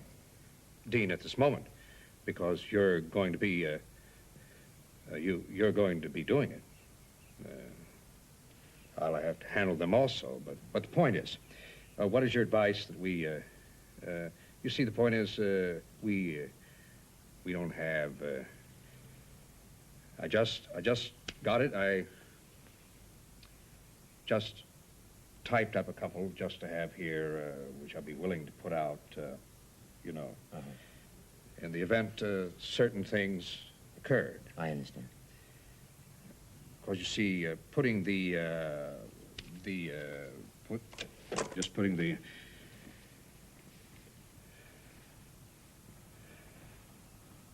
you don't want to put any lies into it.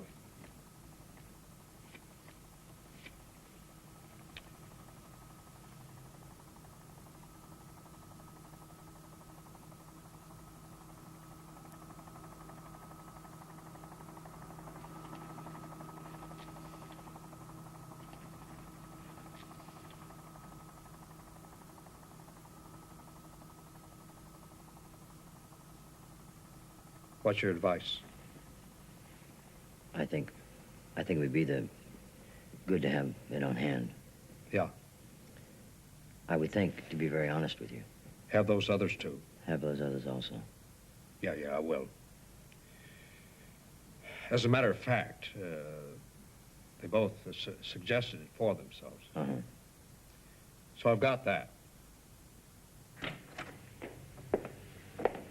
Oh, I'm sorry, Steve. I hit the wrong bell.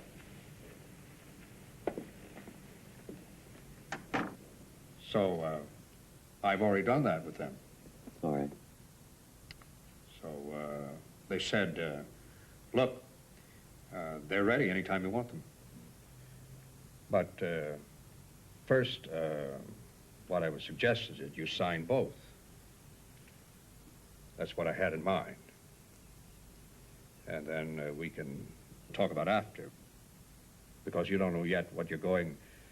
For example, you could go in and plead guilty.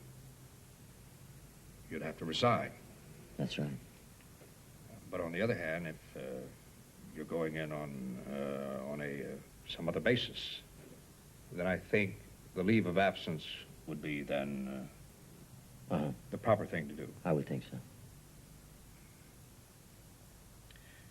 And that's the way I would discuss it with the others. But if you have any other thoughts, let me know. I'm not trying to press you on a thing. What I'd like to do is to draft up for you an alternative letter. Put in it both options, and you can just put it in the file.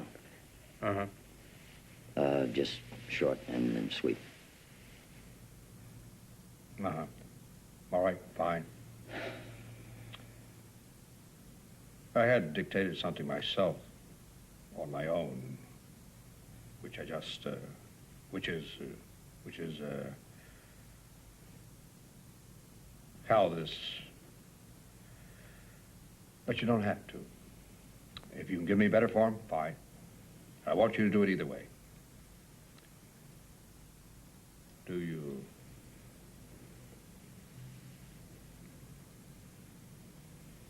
Or do you want to just prepare something? I'd like to prepare something. Good. All right, fine. Thank you, Mr. President.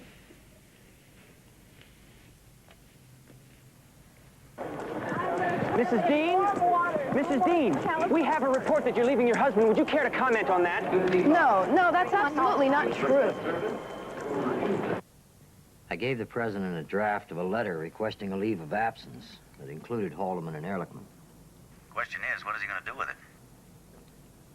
He didn't take it, Charlie. He just shoved it back at me. So what's his next move? Well, your guess is as good as mine. If any person in the executive branch or in the government is indicted by the grand jury, my policy will be to immediately suspend him. If he is convicted, he will, of course, be automatically discharged. I've expressed to the appropriate authorities my view that no individual holding in the past or at present a position of major importance in the administration should be given immunity from prosecution. The judicial process is... Jane, would you come in here, please? Now, what was that all about? He's trying to force me back into the fold. He thinks I won't testify without immunity, but he's wrong. I don't have any choice. Jane, I want you to get together all the newspaper clippings from Watergate, all my personal files, the files from my safe, the Houston plan documents, and any related... Anybody home? And box it all up for me. In here, Charlie. Good to see you. Thank you, Jane. Hey, Charlie. Nice to see you. I've got to talk to our boy alone, huh? Okay. Thank you. I'll see you later. I've got a report. The president says you told him you already have immunity. You say that? I certainly did not. Blanzer says the president claims to have you on tape. You're kidding. I thought he was taping me, but I swear to you, Charlie, I never said anything about immunity. Okay, but why would he lie? Probably an excuse to the prosecutors for the statements he just made. Makes their job that much more difficult if they can't offer immunity. The hell with it, Charlie. I'm going public with a statement that I refuse to be the scapegoat on Watergate. Jane, give me Bob McCandless, please. You'll burn your bridges. So what? In the last few days, the president has tried to force me to confess. He's blocked my chances for immunity, and now he's calling me a liar. Yeah, well, you're the one that keeps telling me the president deserves your loyalty. Maybe Haldeman and Ehrlichman have him in some way, and he doesn't have any choice, but I can't let him think they can run over me like this, Charlie.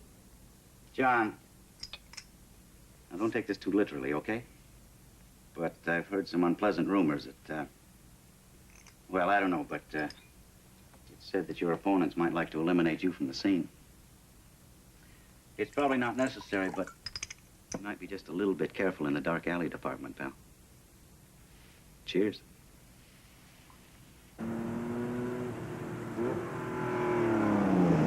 In his public statement, John Dean said that he would not become a scapegoat in the Watergate affair, and that anyone who hopes he will does not understand the true facts or the American system of justice.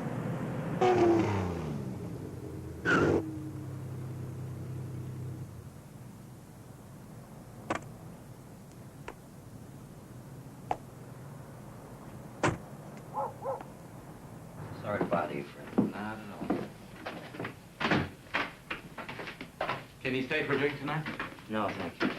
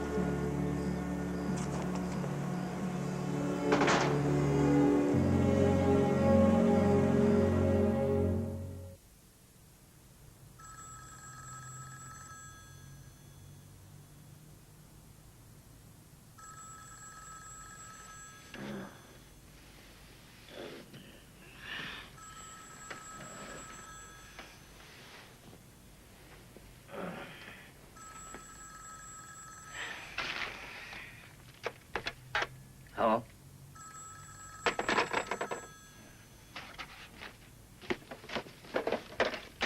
Hello? Mr. Dean? Speaking. It's the president. Please hold on. Good morning, John. I was just calling to wish you and your wife a happy Easter. Thank you, sir. It's a lovely day here in Florida for Easter services. Oh, thank you very much, sir. And happy Easter to you also. John, I want you to know you're still my counsel. Thank you, sir. Mr. President, if I may suggest, I think you should talk to Henry Peterson about obstruction of justice in the statement you issued. You should be very careful, sir. Oh, I will. Well, I guess it's about time to go to church. Have a nice day, John. Thank you, Mr. President. You have a nice day also. Goodbye.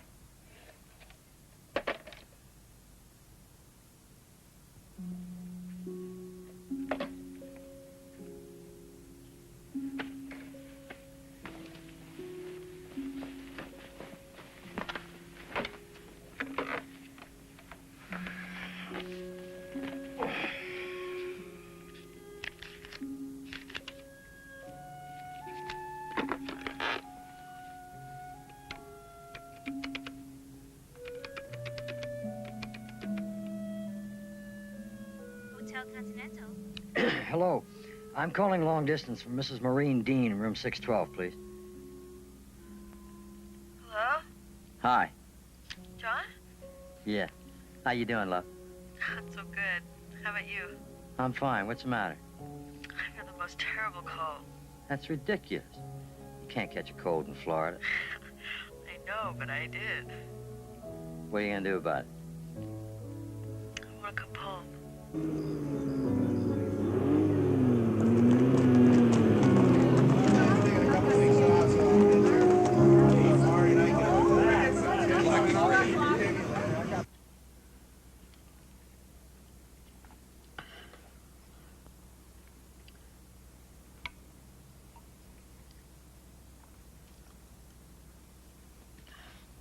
What are you smiling about? I just like the way you look there. I shouldn't have left. We don't do very well apart, do we? No, we don't. Don't go to New York. Can't say no thanks to a grand jury. How long will you be gone? Just a couple of days. Carol's gonna keep an eye on you. You'll be okay. I guess so. You finished? Yes.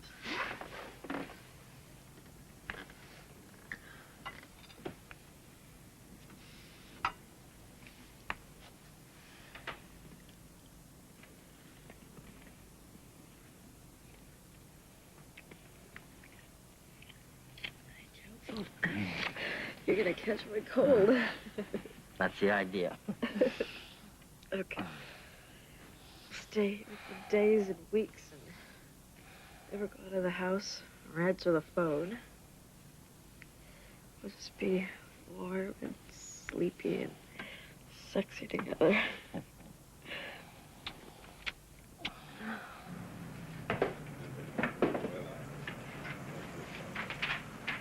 Mo, it's Jane. Has John reached you?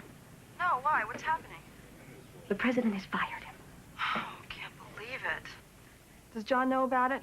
Yes, he's all right. I talked to him. He says you must call him right away. Try the hotel in New York. Do you have a number? Yeah, but... Listen, I have to hang up now. I have to do... tell John that the FBI agents are still here. Today, in one of the most difficult decisions of my presidency, I accepted the resignations of two of my closest associates in the White House, Bob Haldeman, John Ehrlichman, two of the finest public servants it has been my privilege to know. This is Mo. Is John there? I want to stress that in accepting these resignations, implications... John, I've been trying to reach you. ...personal wrongdoing on their part. Jane said there are FBI men, and they're in your office right now, Sealing up your files. Look, never mind all that. Listen to me, Mo. This is very important. You know, upstairs in our bedroom, there's a box of documents. I want you to take it up to the attic and leave it there till I get back. Now, look, inside the box, there's a brown sealed envelope. I want you to take it out separately and hide it someplace. He and I both felt that This is no time to argue. The FBI could be at the door any minute. Now, please, Mo, do me that favor. The counsel to the president, John D., has also resigned.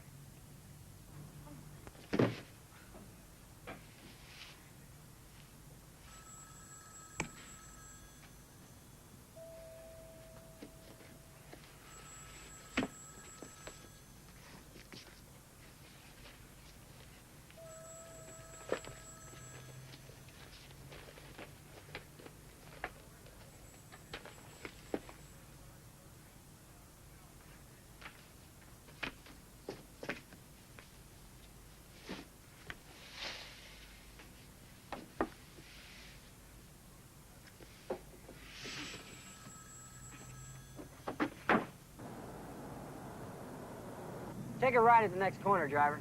No, sir. Stop up ahead. Now, we can sneak by the reporters through the alley. We're not using any back doors, John. If they want to know why Nixon fired you, I'll tell them in 4 letters.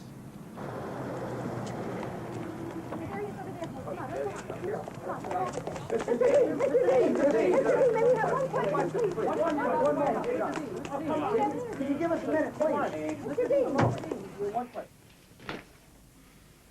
Hi. Why?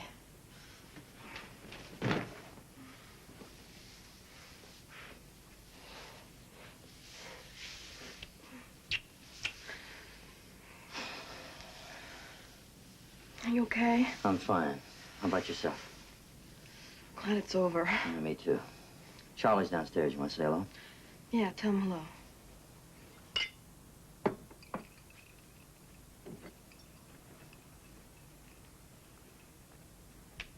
Why are you so calm?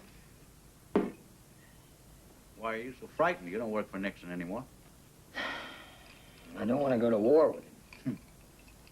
You're already in it. So stop protecting him, will you? Was the president involved in the cover-up? John, any conversations with Nixon that involve criminal conspiracy are not privileged. If you have anything to report about the president and Watergate, for Pete's sake, report it. It's a long story, Charlie. I told him to be very careful, and I advised him to talk to Henry Peterson. That was on Easter Sunday. That's the last time I talked to him.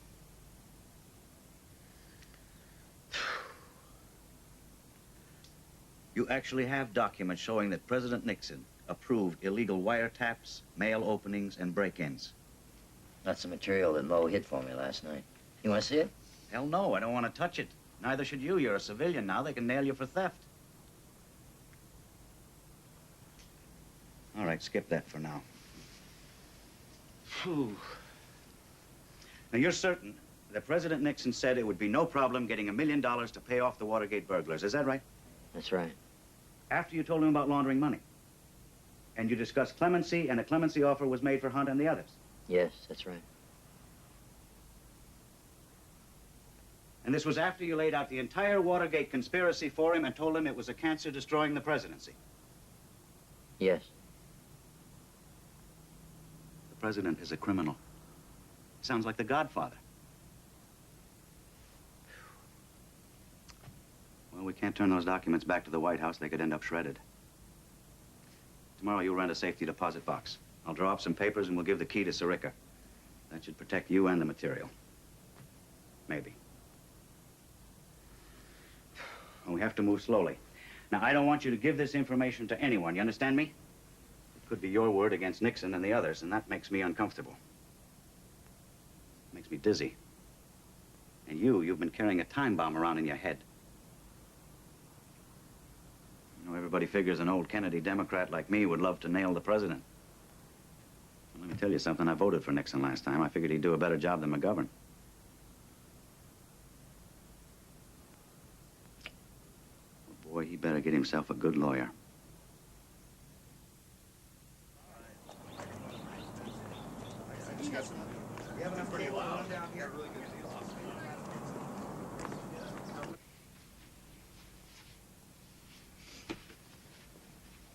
I'm talking about the P, damn it, the man. Your top dog who lives in the big house. You're the prosecutor, you tell me. Now look, I want John Dean immunized. His information warrants it, he deserves it. Uh-huh. All right, then suppose I just go down and talk to Sam Dash and Sam Irvin's Senate Watergate Committee. We'll sure as hell get some immunity there. Well, that's great. You think about it, too. What's up? Morning, Mo. Morning, Charlie. Sorry to keep our boy up all night. It's okay. Have What'd some he say? breakfast, Charlie. No. What'd he say, Coffee? Charlie? A coffee, yeah, that'd be good, thanks. Okay. Prosecutor thinks your story is amazing. He wants to hear some more. Good deal. But he wants you to plead guilty to 1-count felony. No. That is ridiculous. I don't want you to plead guilty to anything. I don't think you should, or you have to, or that it's right. It is not right, Mo, Charlie. Mo, will you relax? I refuse to discuss it. We can't try the case in the newspapers while I'm negotiating with the prosecutors. You're a lawyer, Bob. You know that. John's paying me to handle public relations. Nixon people are after John day and night, statement after statement, leak upon leak. Joe Alsop called him a bottom-dwelling slug. Yeah. It's for you, Slug. Can I take it there? Come on, Hello? can't spare the time. John, thank goodness I found you. Hi, Mo. I'm sorry, honey. I meant to call you. They chased me at the supermarket. Who chased you? Reporters are everywhere, John. You gotta come home right now. Honey, I can't right now. This is a very important meeting. And tomorrow I have to sneak in to see the prosecutors. Just hang in there, love. I'll talk to you later. I love you.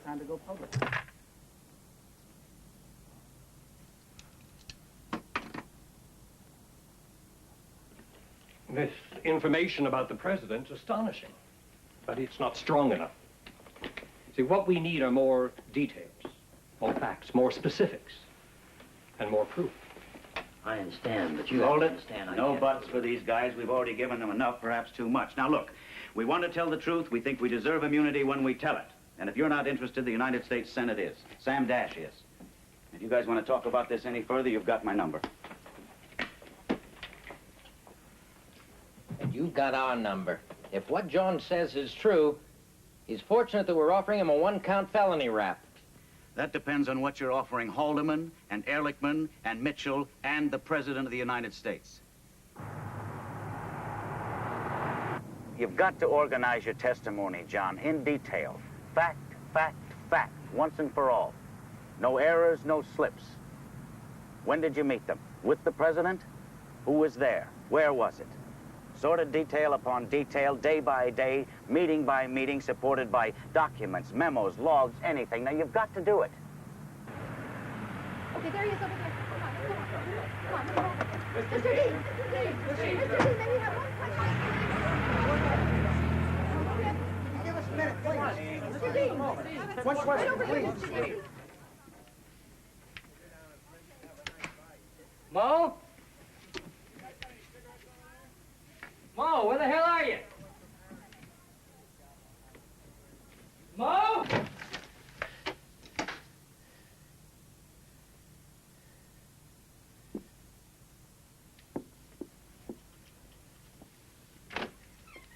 Mo?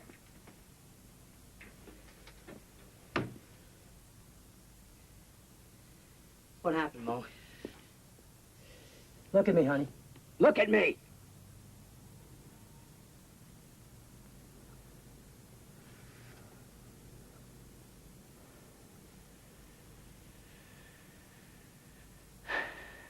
What are you doing? What's the point? You're not helping anyone. What are you doing, Mo? Hiding? Learning how to crawl in dark places. That's what you made out of it. It took nothing to crawl in dark places.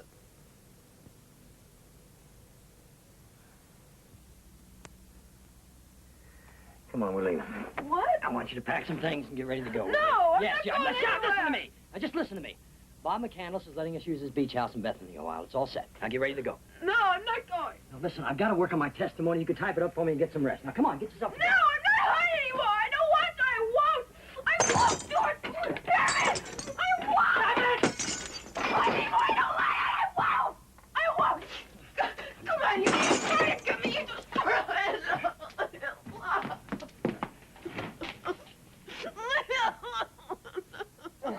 I'm not good. I won't. I won't. Easy, baby. Easy. It's all right, baby.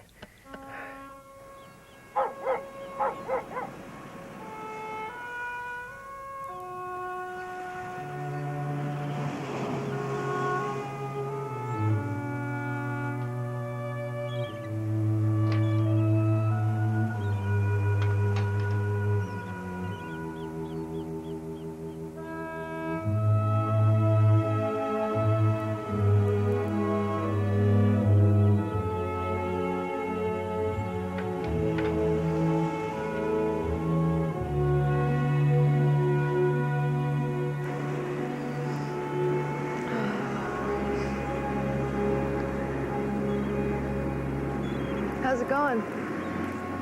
Slow. Listen, there's something I have to tell you. Doesn't matter. Yes, it does. There's a story coming out that I'm fighting for immunity because I'm afraid of being attacked in jail by homosexuals. That's funny. What's funny about it? I'm pregnant. Is that okay? Yeah, it's okay. Really?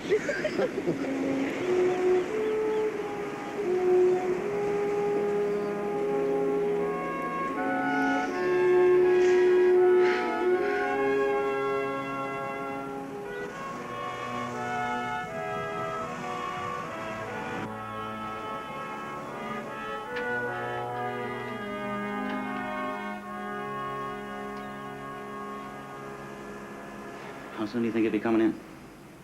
I don't know. Sometimes he stays out there for hours.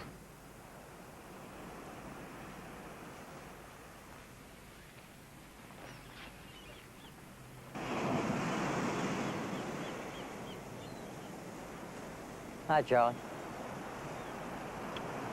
You're wasting time. Precious time. I know.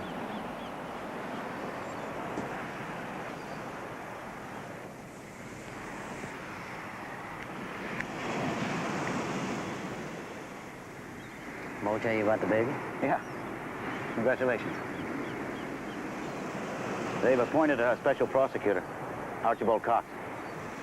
Yeah, I heard. He's a good man. But now Silbert and Blanzer are really going to try to put it to you just to prove to Cox how tough they are. John, we've got to have your testimony. And Sirica wants me in court on the Houston plan. I have to give depositions on the Common Cause suit. The Commerce Committee asked me to testify on the IT&T situation. McCandless wants me to meet the press. You expect me to write a Bible on Watergate. I can't do it all, Charlie. You have to do it all, John. Everything from the testimony to pleasing the press, because that's what Mr. Nixon is doing.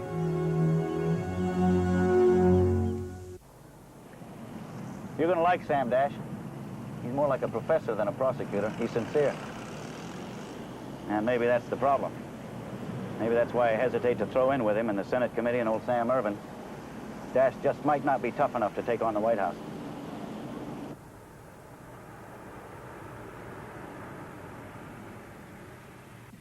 Only Sam Ervin and I know about this meeting, John.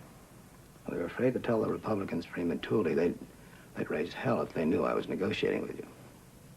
Now, I'm here to go over your testimony and then make a report to the full committee about whether to grant you immunity from prosecution. If there's no immunity, there's no John Dean. Is that so? Listen, Sam, when I testify, I'm going to be confessing to crimes. My own words will hang me. Now, I doubt very seriously if Haldeman, Ehrlichman, Mitchell, or the president are going to confess, so it's going to be my word against theirs. That's why I need some protection. I understand. That's why I'm here. Okay. Now, I'd like to make a statement off the record. Don't. I'm inclined to testify before the Senate committee without immunity. Off the record. Don't get me wrong, Sam. I'd love to get out of this mess, and I'm not crazy about going to jail, but I don't want to go down in history as a Watergate snitch who talked to save his own hide. I'm beginning to think it'd be worth it to go to prison to beat that rap. I think you're going to get protection, John. And I'm very glad to hear what you just said. It's important to me. Nice speech, John. Tell the man your story. I will not abandon my responsibilities. I will continue to do the job I was elected to do with regard to the specific allegations that have been made. I can and do state categorically, 1, I had no prior knowledge of the Watergate operation. 2, I took no part in, nor was I aware of, any subsequent efforts that may have been made to cover up Watergate. Not true. 3, at no time did I authorize any offer of executive clemency for the Watergate defendants. Nor did I know of any such offer. An outright lie.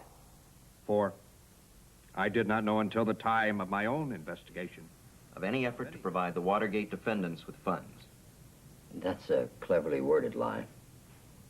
5, at no time did I attempt or did I authorize others to attempt to implicate the CIA in the Watergate matter. That's probably a lie. 6, it was not until the time of my own investigation that I learned of the break-in at the office of Mr. Ellsberg's psychiatrist. That's a lie. And I specifically authorized the furnishing of this information to Judge Berg. He had to. He had no choice. I neither authorized nor encouraged subordinates to engage in illegal or improper campaign tactics. That's an outright lie. So, Mr. Dean, if at this late date you are sincerely sorry for your participation in the sorry picture of corruptions, if at this late date you wish to make amends and let the truth be told, The successful prosecution of others who are also guilty in this matter. He makes it sound as though I'm blocking the investigation when I handed them the cover-up on a silver platter. Take it easy, In exchange for this nonsense, I'm supposed to plead guilty to a felony.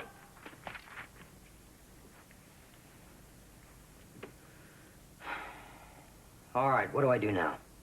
You know damn well what you're going to do. You're going to march into their grand jury, and you're going to take the Fifth Amendment on every question they ask you. I don't like it, Charlie. Well, you're going to like the next part, because you're going to put on your little Jimmy Stewart suit and go down and tell your story to Sam Ervin and the United States Senate. So finish that report. Finish it now. It's finished, Charlie.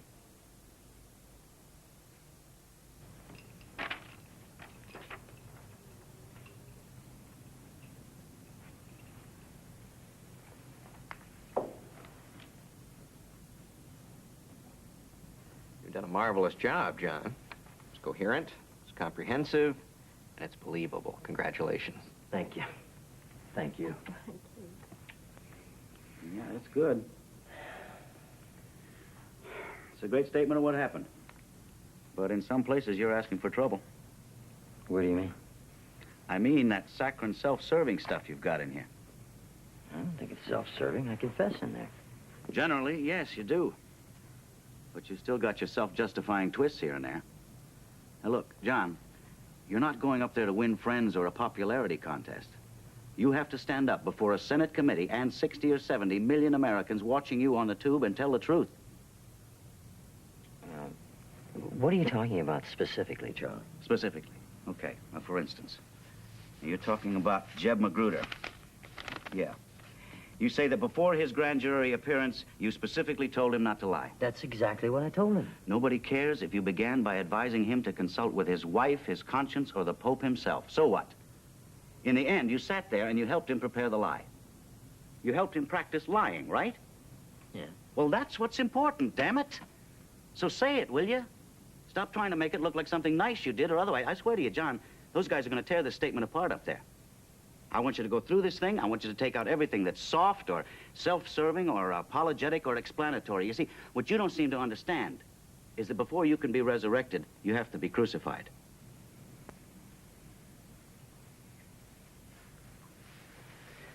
One more thing. I want U.S. Marshals living in your house, guarding you and Mo from now on. You mean full-time? Round the clock. We have reports that John Dean met with the president between 35 and 40 times to discuss Watergate. These reports are part of a careful, coordinated strategy of leaks to prosecute the president in the press, using innuendo, distortion of fact, and outright falsehood. We categorically deny the assertions and implications. Ron, do you have any comment on the fact that Judge Sirica has granted Dean limited immunity for his testimony to the Senate? Next question, please.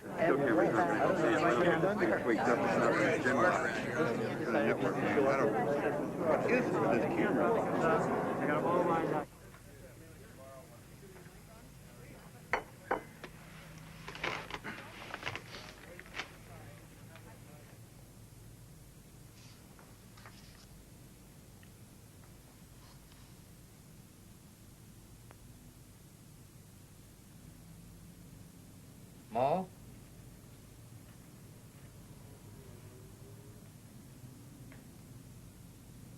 Ma?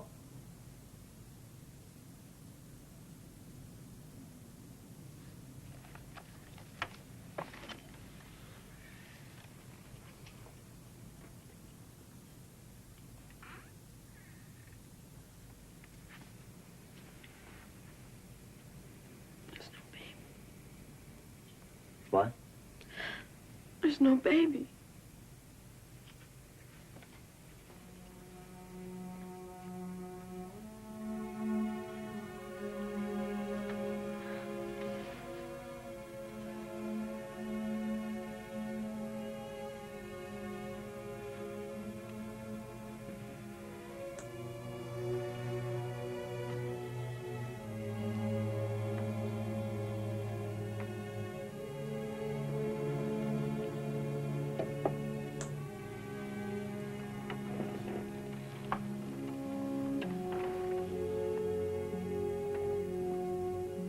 It's okay, Anne.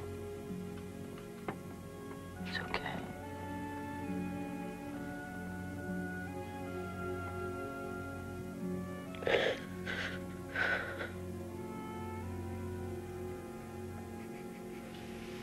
Have characterized their talks as frank and productive.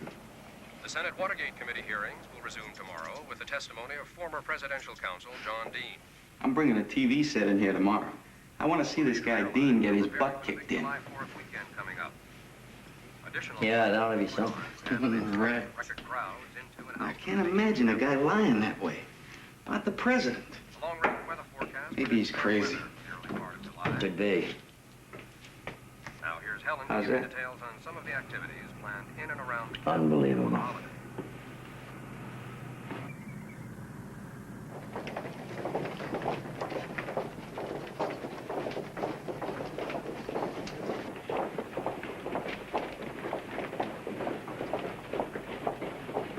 waiting for the hearings to resume, which should be any time now. As you can see, the room is overflowing with spectators and participants, and while we're awaiting the chairman's gavel, we have a few moments for some impressions of John Dean's testimony taken over the past 4 days.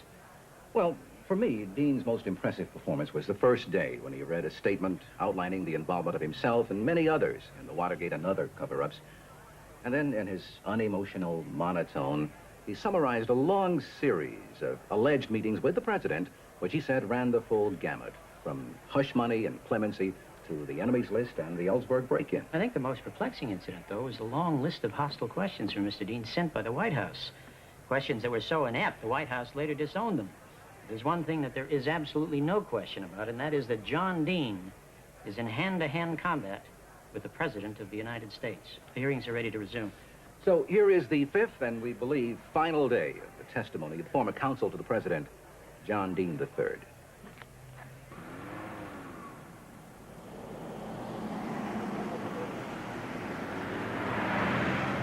Get out of town, get some rest. But keep in touch, huh?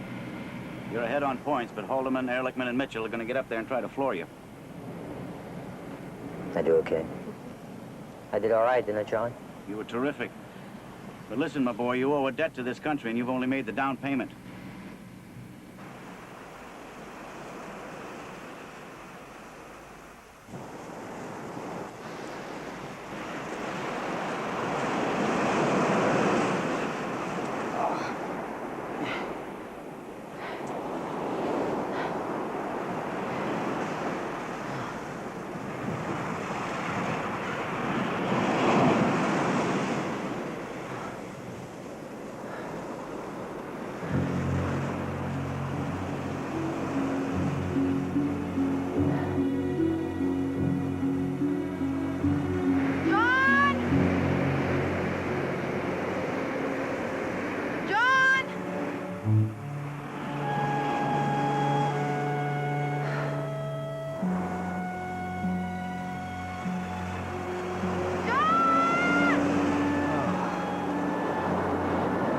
God. John! John! I'm over here, Mo! John!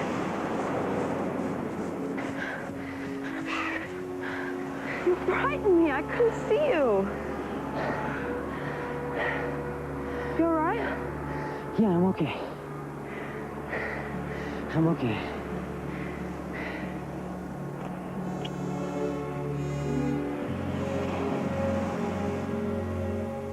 I'm sorry I had to call you back to Washington, John, but it's very important. Too important for me to be seen in your office? Precisely. John, you look terrible. Are you ill? Do me a favor, will you, Sam? Get on with it, whatever the hell it is. Well, John, this is really, really very private. I wonder if, Bert, would you excuse us a while, please? Yeah, sure, John. Thank you very much.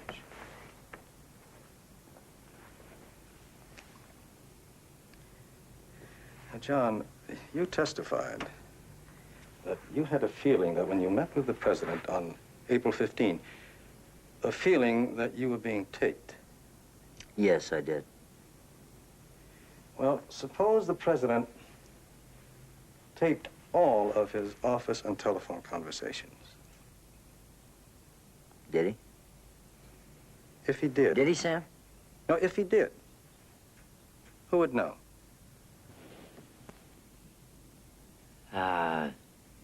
General Al Redmond, Steve Bull might, Alexander Butterfield, possibly Haldeman and Ehrlichman. I can't think of anyone else.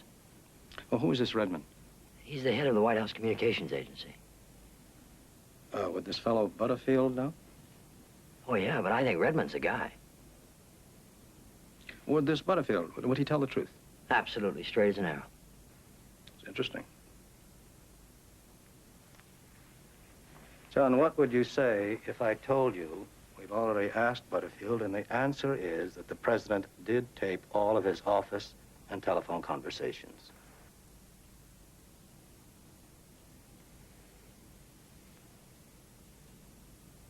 Sam, are you kidding me? No, sir, I'm not. It's fantastic. absolutely fantastic. Don't you realize what it means? No, you tell me. If it's all on tape, then you can hear it and you'll know that everything I've said about the president in Watergate is true. All of it is absolutely true. I'll tell Sam Irvin. He'll be euphoric. You guys get those tapes. And the only witness you'll need to get the truth about Watergate is Richard Milhouse Nixon. It won't be you or me or any special prosecutor, Sam. The president will convict himself. Dear Mr. Chairman, I have considered your request that I permit the committee to have access to tapes of my private conversations with a number of my closest aides. I have concluded that the principles stated in my letter to you of July 6th preclude me from complying with that request, and I shall not do so. Before their existence became publicly known, I personally listened to a number of them. The tapes are entirely consistent with what I know to be the truth and what I have stated to be the truth.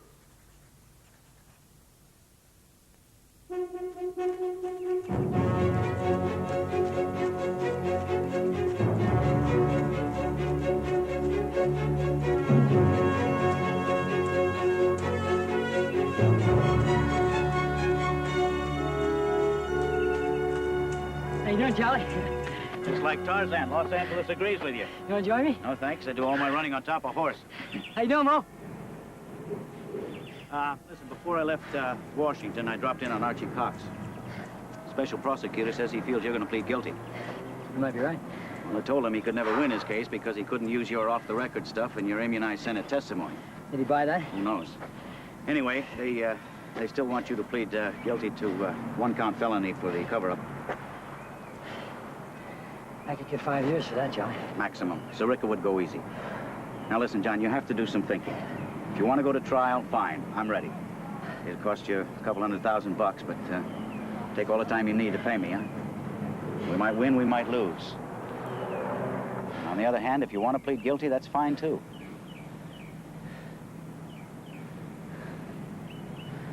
What do you think I ought to do, Charlie? It's your decision, pal. All right, I gotta go. I'll call you from Washington. Okay, Charlie. Thanks for coming by.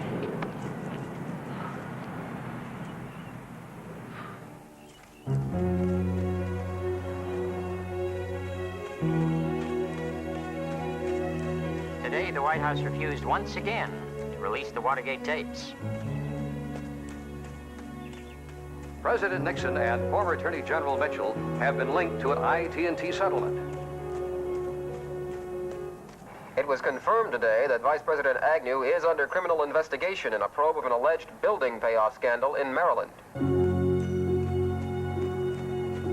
If I made public these tapes, containing as they do blunt and candid remarks on many different subjects, the confidentiality of the office of the president would always be suspect from now on.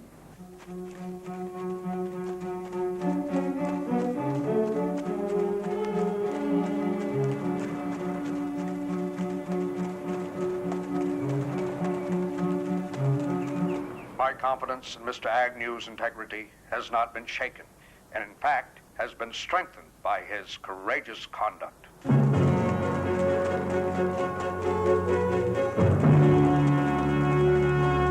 Vice President Spiro T. Agnew resigned today following a plea of no contest to income tax evasion. Mr. Agnew's plea was equivalent to an admission of guilt. More coffee, Mother? No, thanks. I don't think so. If you don't mind, I'd like to sit outside for a while. Oh, leave me with the dishes, huh? Not if you've trained John right. She has. We'll be out in a minute. No hurry. I cannot understand why the devil you think you should plead guilty. I am guilty. So is everyone else. You think I should chance a jury trial? Why not? People beat the rap in Washington all the time.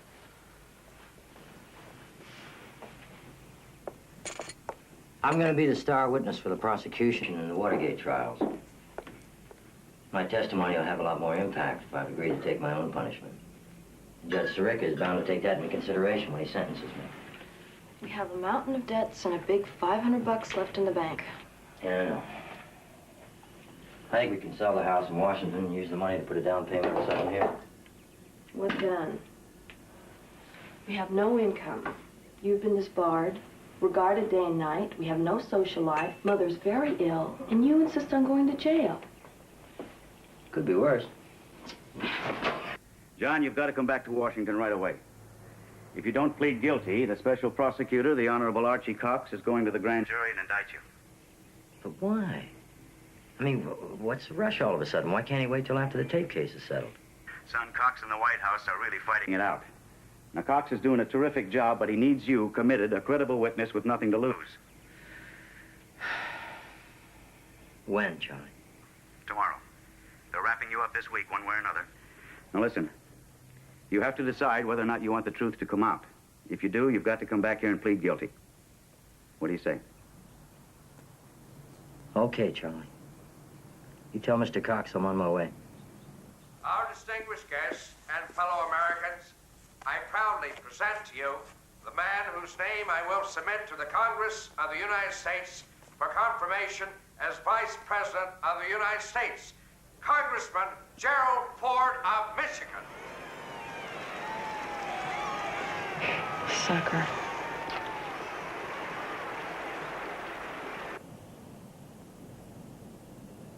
Mr. Dean, you have heard the charges against you. How do you plead? Guilty, Your Honor. Thank you, Mr. Dean. Sentencing will be deferred in accordance with previous stipulations. Court is adjourned for the day.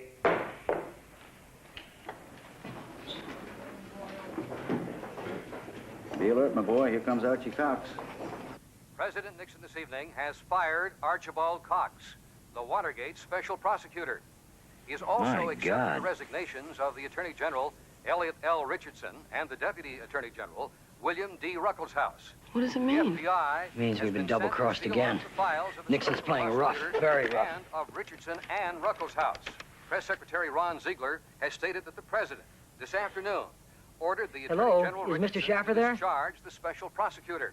Well, listen, sweetheart, can you tell your daddy to call John Dean or to come by my house, please? It's very important. Also refused. All right, hon, bye-bye. Thereupon asked for and received their resignation. Richardson and Ruckelshaus resigned. The Solicitor General, William Bork, number 3 Hello? in the Justice Department, obeyed the presidential order. It's John Lindsay and from dismissed Newsweek. Do you want to talk to him? Yeah. Repeat, Hello? the office of the special prosecutor Yeah, I just has heard. been abolished. Turn that damn thing off. Archibald Cox has been fired. Off the record? You ready for this? I can damn near hear the boots of marching FBI troops. Yeah, it's a little terrifying, isn't it, John? It's like the president's trying to prove he's above the law. All right, thank you. Good night.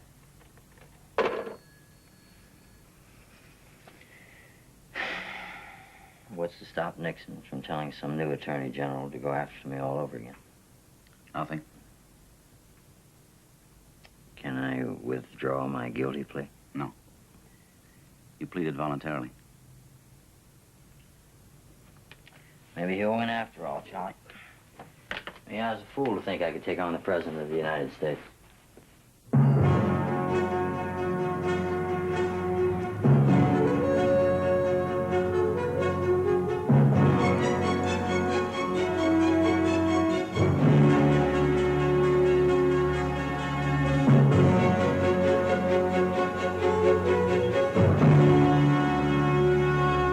Let me just say this. I want to say this to the television audience.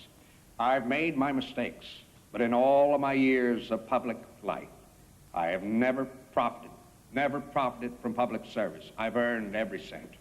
And in all of my years of public life, I have never obstructed justice. And I think, too, I can say that in my years of public life, that I welcome this kind of examination because people have got to know whether or not their president is a crook. Well, I am not a crook. I've earned everything I've got.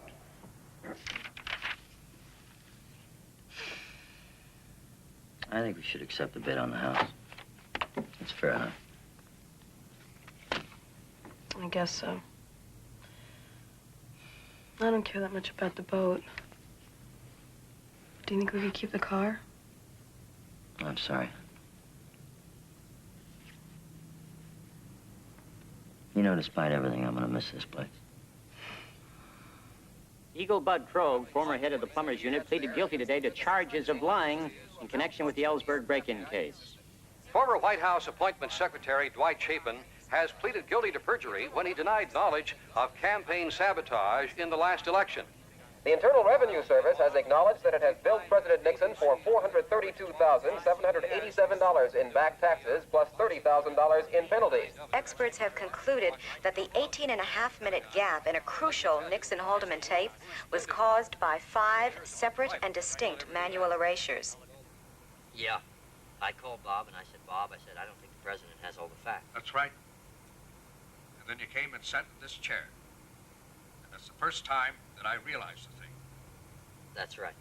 And what, now the question is, well, Mr. Dean, why didn't you tell the president before? And your answer there is? I didn't know. That is absolutely correct. Hi. I don't know if you've heard. The jury found Mitchell and Stans not guilty in the Vesco case. I know. Not going to help my credibility any. Never mind.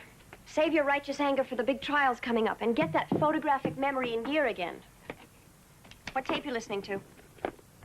18 April 73. Enjoying it? I sound like a servile, toadying, sycophantic twerp. That's when you're at your best. Thank you. I'd like your opinion. On what, Counselor? I'm not asking as a member of the special prosecutor's staff, just for my own amusement. Our experts say there were at least 5 erasures on the tape. What do you think? Who tried to doctor the tapes? Oh, I believe Rosemary Woods when she said she did it accidentally. Very funny. Well, then I'd say somebody tampered with him who's not very good mechanically. Somebody who has trouble putting his fountain pen together. Somebody who hasn't driven a car in a lot of years. Somebody I know who has the most to lose. In plain words, you think the president erased the tapes? He's so damn clumsy, he could have done it accidentally. In these folders, which you see over here on my left, are more than 1,200 pages of transcripts of private conversations I participated in between September 15th, 1972 and April 27th of 1973 with my principal aides and associates with regard to Watergate. John Dean charged in sworn Senate testimony that I was fully aware of the cover-up at the time of our first meeting on September 15th, 1972.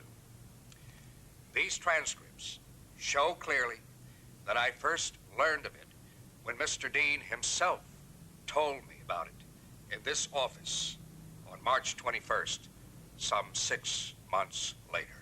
You're a liar, Mr. President. His revelations to me on March 21st were a sharp surprise. Even though the report he gave to me was far from complete, especially since he did not reveal at that time the extent of his own criminal involvement.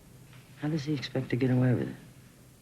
In an historic action today, the House Judiciary Committee voted an article of impeachment against President Nixon, charging him with obstruction of justice. 7 Republicans have joined 21 Democrats in voting a second article of impeachment against President Nixon, this one charging him with abuse of presidential power. A third article of impeachment has been brought against President Nixon, charging him with unlawfully defying congressional subpoenas. Please be seated.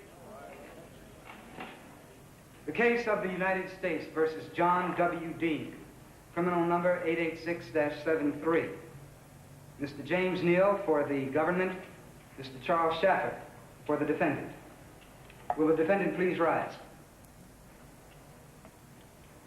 Mr. Dean, if you wish to make a statement, I will listen to anything you have to say. Thank you, Your Honor. I only have a few words as I stand here at the mercy of the court. The only thing that I would ask for is your compassion and understanding. As you know, I came in here last October 19th, and I admitted my guilt. I've done wrong. I realize the wrong I've done. What bothers me most is that I was involved in corruption of government and misuse of high office. Realizing to say I'm sorry is not enough. I've tried for the last 18 months to do everything I can to right those wrongs. And regardless of how this court judges me here today, I will continue on that same course. Thank you, Your Honor. Thank you, Mr. Dean. In the criminal case number 886-73, the court sentences the defendant to be incarcerated for a period of not less than 1 year, nor more than 4 years in a federal minimum security institution. The court will grant the defendant until September 3rd to get his personal affairs in order, at which time he will surrender himself to the United States Marshal. Court is adjourned for the day.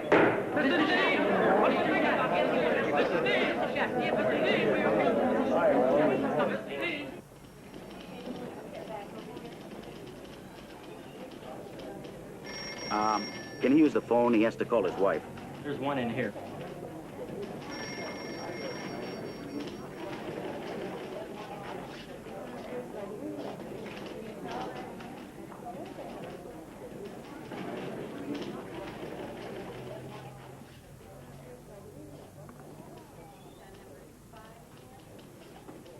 One to four. That's years, Charlie. 4 years. That's my fault. I should never let you plead to Sirica. I'm sorry. I figured I'd get something like Bud Crow got, you know.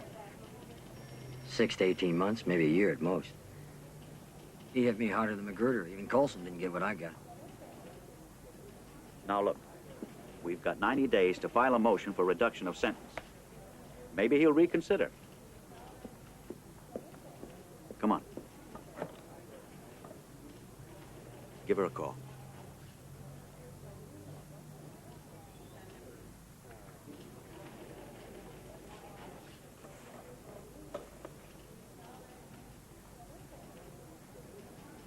Yes, operator. I'd like to call Los Angeles. Collect, please. Attention, last call for boarding. All passengers for flight 834 to Seattle Anchorage must be in the boarding area.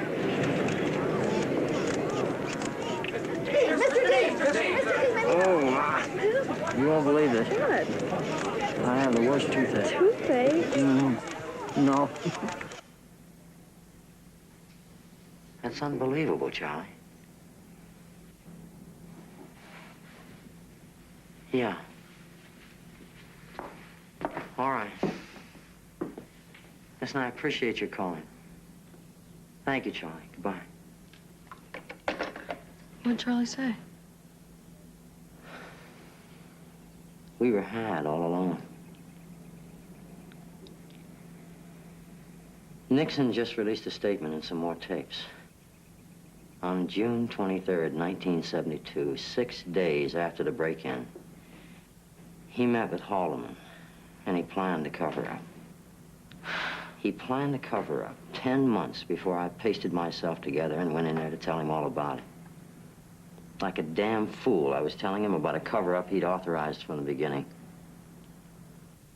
To continue to fight through the months ahead for my personal vindication would almost totally absorb the time and attention of both the President and the Congress in a period when our entire focus should be on the great issues of peace abroad and Why didn't he tell the truth? at home. Even now, why doesn't he just tell the truth? I shall resign the presidency effective at noon tomorrow. Vice President Ford will be sworn in as president at that hour in this office. When I first took the oath of office as president 5.5 years ago, I made this sacred commitment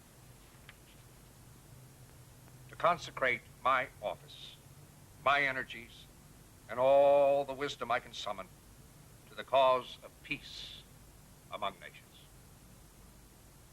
I've done my very best, and all the days since, to be true to that pledge.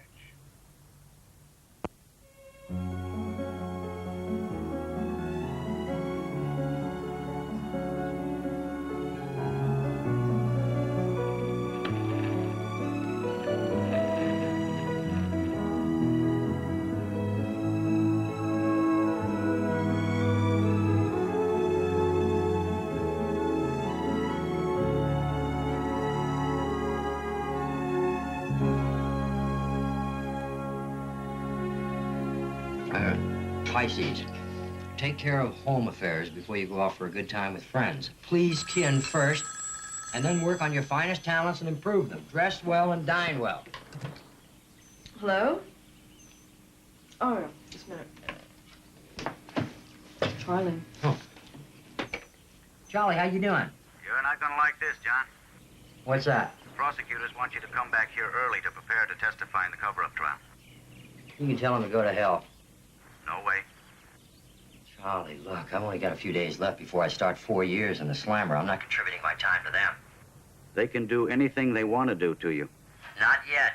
Right now. You're going to be a good boy, and you're going to come back here and help them. You're going to work in the office when they tell you to, you're going to testify when they tell you to, and you're going to rock in prison when they tell you to. Charlie, please. Can't they just let Mo and me spend these last few days together? John, it's up to the prosecutors to recommend a reduction of your sentence, and they will if you cooperate. Unless you want to do what Lydia's doing and serve every minute of your sentence in hard time.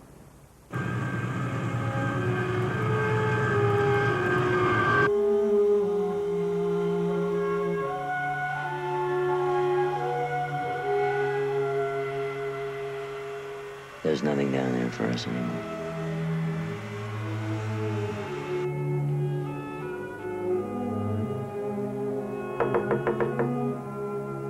Who's there? It's me, Bert. Car's ready. Okay, Bert. Can you give us a minute, please? But it's not time. He's wrong. You have until 5 o'clock. It's only 1. And they had to change the plan for security reasons. I'm sorry. I'll get the bag, John. See you outside. Okay, thanks. I'll be right up.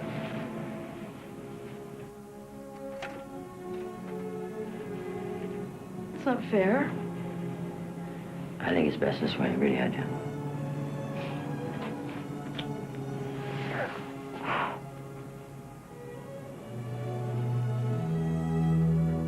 I miss you already.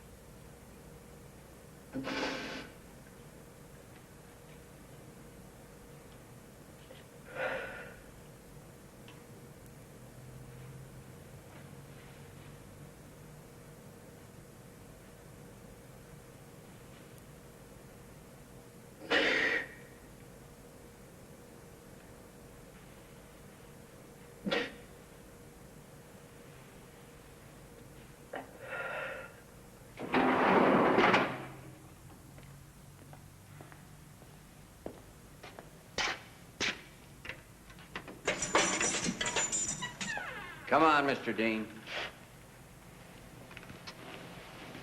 Where am I going? Port Hollowbird. It's a strange place. It's used mostly to protect witnesses, you know? You mean protect their lives? Check. There's mafia guys, heroin traffickers, a couple of former Baltimore cops, some of the French Connection people, labor and business profiteers, a hitman or two, and some of your old Watergate buddies.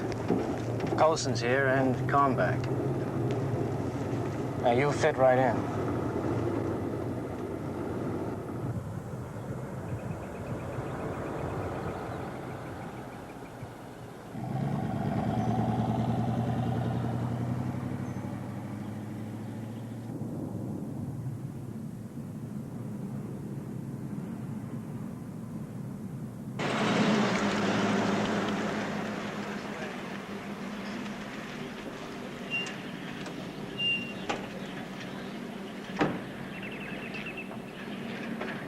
Let me help you that way, John.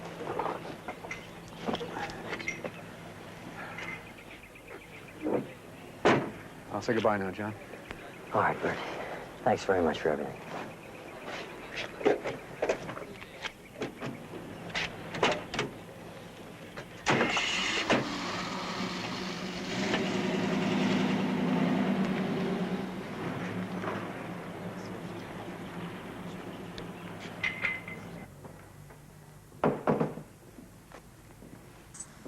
Our orders from Washington are that you are to be confined to quarters.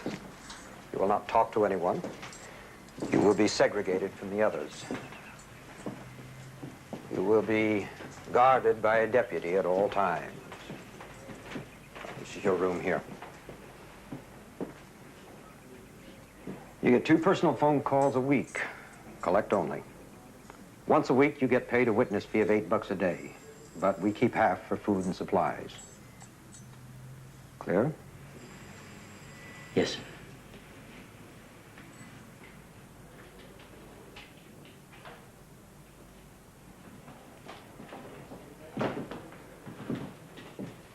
Hello, John. Hi, Harold. Chuck. Good to see you. Good to see you. Hi. How are you? Good. How's it going? Good, good.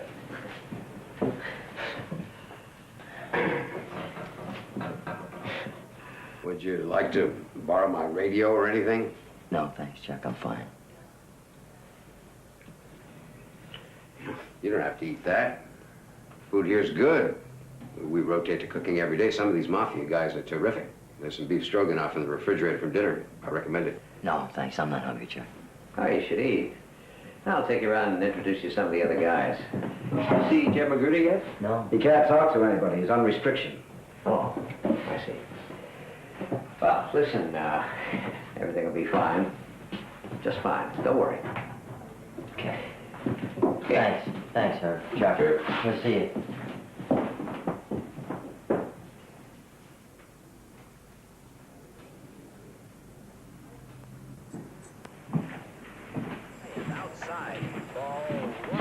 Jeff?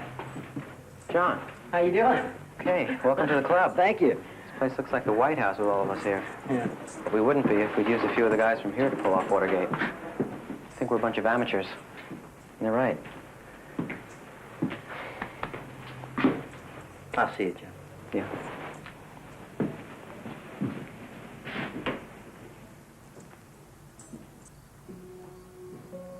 You're going to work in the office when they tell you to, you're going to testify when they tell you to, and you're going to rot in prison when they tell you to.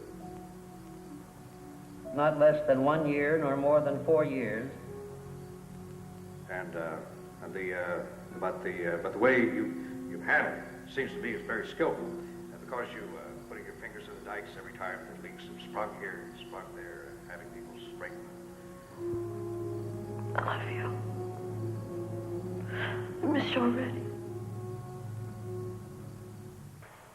A full, free, and absolute pardon unto Richard Nixon for all offenses against the United States which he, Richard Nixon, has committed or may have committed or taken part in during I'd like the to speak to period President Ford, please. That is, I'd like to arrange a meeting with the President. 1969, Yes. Yes, concerning my husband, John Dean. 1974. Yes, concerning a pardon for him.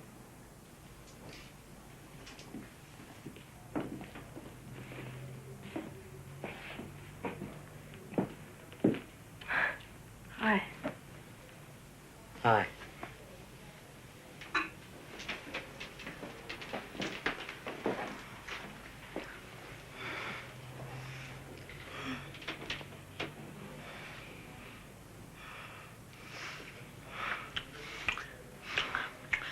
Close the door. Can't do it.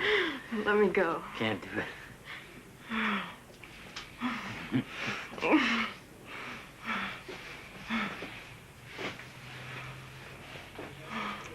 This is ridiculous. I know. Drag me into that closet. Who's dragging you? God,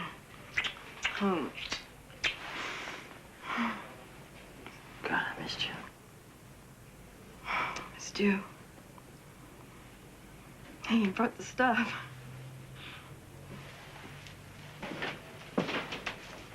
In honor of your birthday. No birthday cake? No cake. Nasturtiums. You better be careful with them, you hear? I'll read to them every day. Good. Give us a kiss. And a small rug. Give us a kiss. A small kiss. And a radio. Give us a kiss. And a soap dish.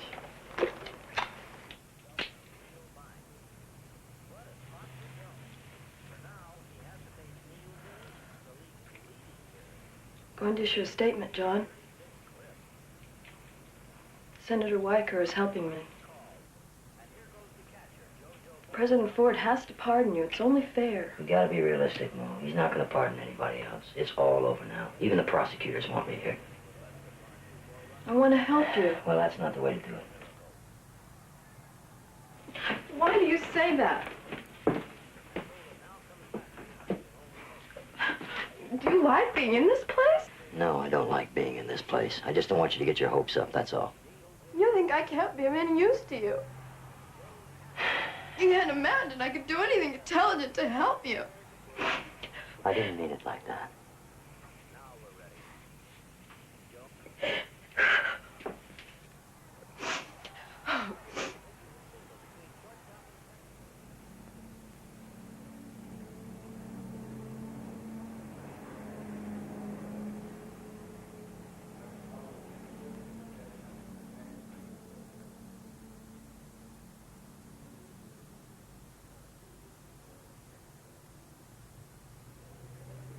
I'd better be going. I'm not sure the way back.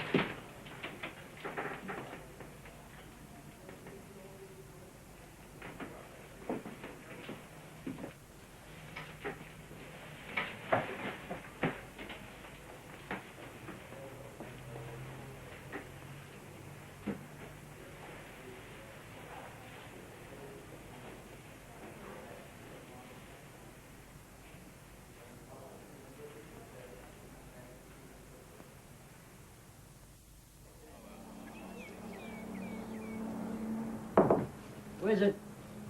Chuck Colson, John. You're breaking my quarantine, pal. Oh, no. I have persuaded certain authorities to let us engage in conversation from here. From here, right? Provided we don't discuss testimony. Ah, you're a genius.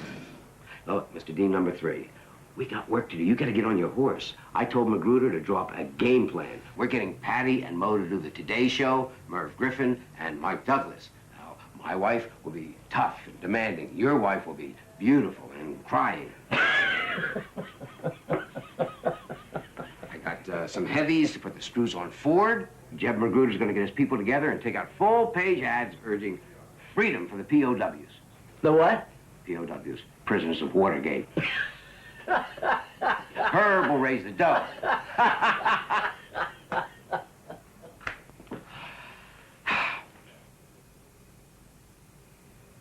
The days are gone forever. Well, I know. Well, John, I'll see you. Bye.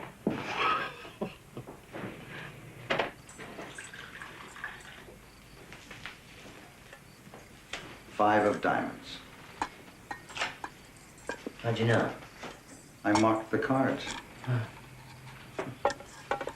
haven't seen your wife the last 2 or 3 visiting days. She had to go home. Home? Los Angeles. Her mother's dying.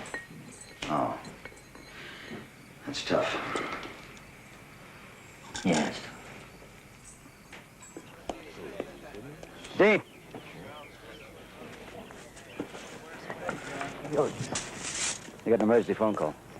Who is it? Don't know. Operator said it was an emergency call.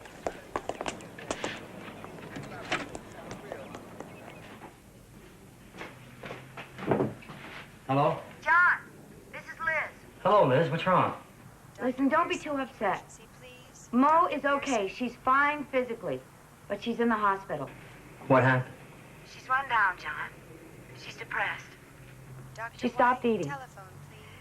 Anyway, I sent her to my psychiatrist and he put her in the hospital. Tell me the truth, Liz. Did she try to hurt herself? No. I swear it. It's nothing like that. She just needs some rest and some help. That's all. Okay.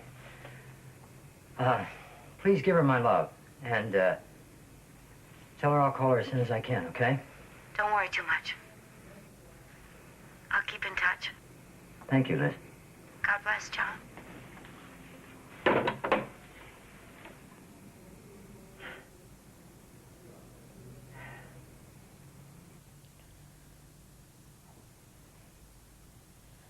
Well, you see, my mother's rallied. I mean, she's not in immediate danger. So, I think I should return to Washington to be near my husband. I do feel calmer. And I'm determined to pull myself together.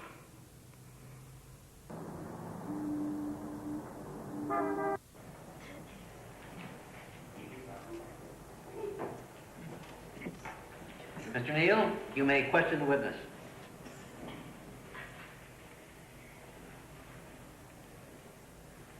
Dean, are you acquainted with Mr. John N. Mitchell? Yes, sir, I am. Would you, for the benefit of the court and the ladies and gentlemen of the jury, identify Mr. Mitchell for the record? Yes, sir, I will. Your Honor, the defense will stipulate that the witness is acquainted with the defendant, Mr. Mitchell. Very well. Mr. Dean, do you know the defendant, H.R. Haldeman? Yes, sir, I do. Would you identify him for the record, please? Yes, sir, I will. Mr. Haldeman is seated there in the light blue suit with the striped tie, white shirt. Now, do you know the defendant, Mr. John D. Ehrlichman? Yes, sir, I do. Would you identify him for the record, please? Yes, sir. Mr. Ehrlichman is seated there in the dark blue suit and the dark striped tie. Mr. Mardian is seated here in the blue shirt and blue spotted tie. Mr. Ken Parkinson is seated over there in the dark sport coat.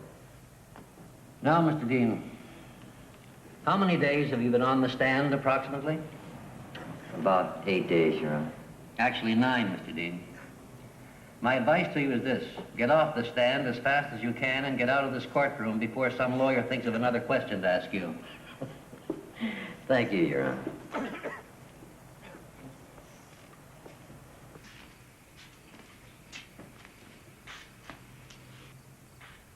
Hello, John.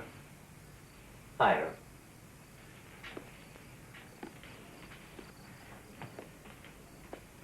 How'd it go in court today? Oh, rough. How so? Well, they asked me about the hush money, you know. And, I got to the part where I went to see Ehrlichman, and I was explaining that I looked him in the eye and I said, "You know me, John, and you know my wife, Barbara. I know you and your family, and I know you wouldn't tell me to do this if it wasn't really important." And I looked across the court at Ehrlichman. All of a sudden, I started to cry. And I couldn't stop. I start to cry in here, just reading a book sometimes.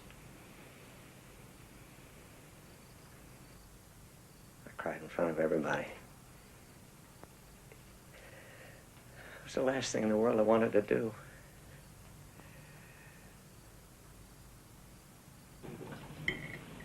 I'm afraid Mother's getting worse, John. I'll have to go back again. She wants to see you. To see us together. So do I. Enjoy your dinner. Thank you, son.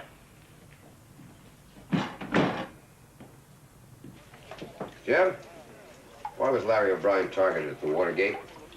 I mean, obviously you and Mitchell agreed on that in Florida with Liddy. But why O'Brien? Why do you want to know?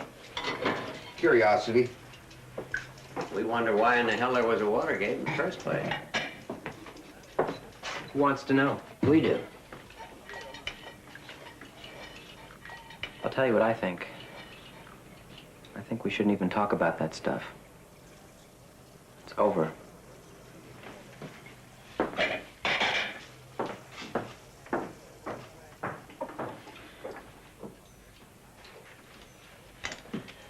I think Jed's so damn depressed because he's holding back on what he knows. It tries my Christian patience. Maybe Mitchell didn't approve the target. Doubtful. Try this. Now, Howard Hughes slipped Beebe $100,000 for Nixon. Larry O'Brien also worked on retainer for Hughes. You know, when Larry took over for the Democrats, I think the White House got scared he knew about the money.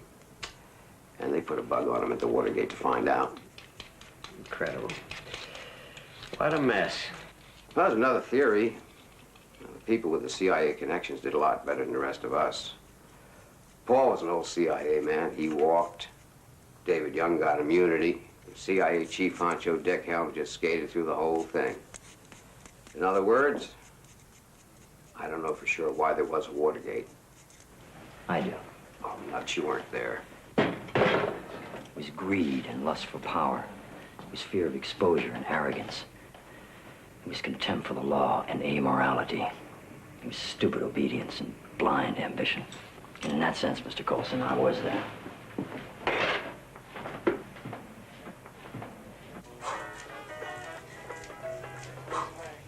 I have this bulletin. The Watergate jury has returned its verdicts.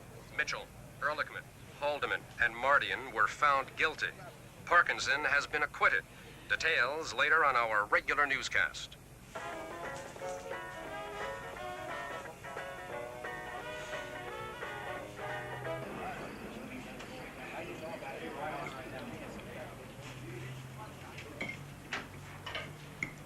I lost all my faith in Nixon when he didn't destroy the tapes.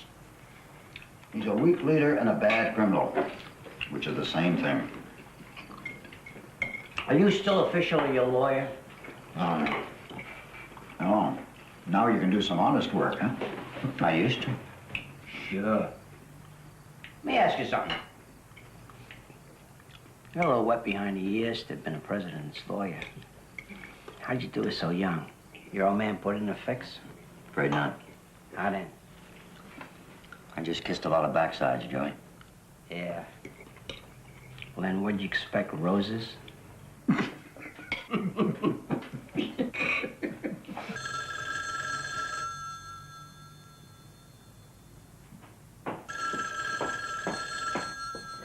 Yeah. Okay, just a minute. Dean! John Dean! Coming. He's coming. Thank you, Joey. Didn't answer in service. Hello. John? Hi, Charlie. What's the matter? I was just working out. You standing or sitting? I'm standing. Why? Well, sit down. You're about to find out what a damn fine lawyer I am. What are you talking about? Sirica's clerk just called. The good judge has seen the wisdom of our motion. To get to the point, you're a free man. Hey, don't play around, Charlie. I'm not playing around. You're free. He's reduced your sentence to the time you served. Pack your bags, buddy boy. Yeah, you want me to call Mo? What? No. I'll call her. Thanks, Charlie. Thank you very much. She says, what do you want for dinner? I just want you, sweetheart. I'm here. I'm here, darling. I love you. Me too. I can't wait to see you.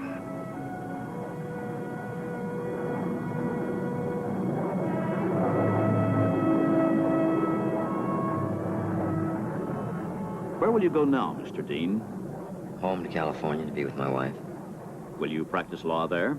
No. I've been disbarred. You have heavy debts. What will you do? I plan to lecture and write a book. How do you respond to former President Nixon's statement that he will forgive but never forget? I think it's good advice. Mr. Dean, looking back on it now, do you think that Watergate-type scandals could happen again in this country? Mr. Dean, could Watergate ever happen again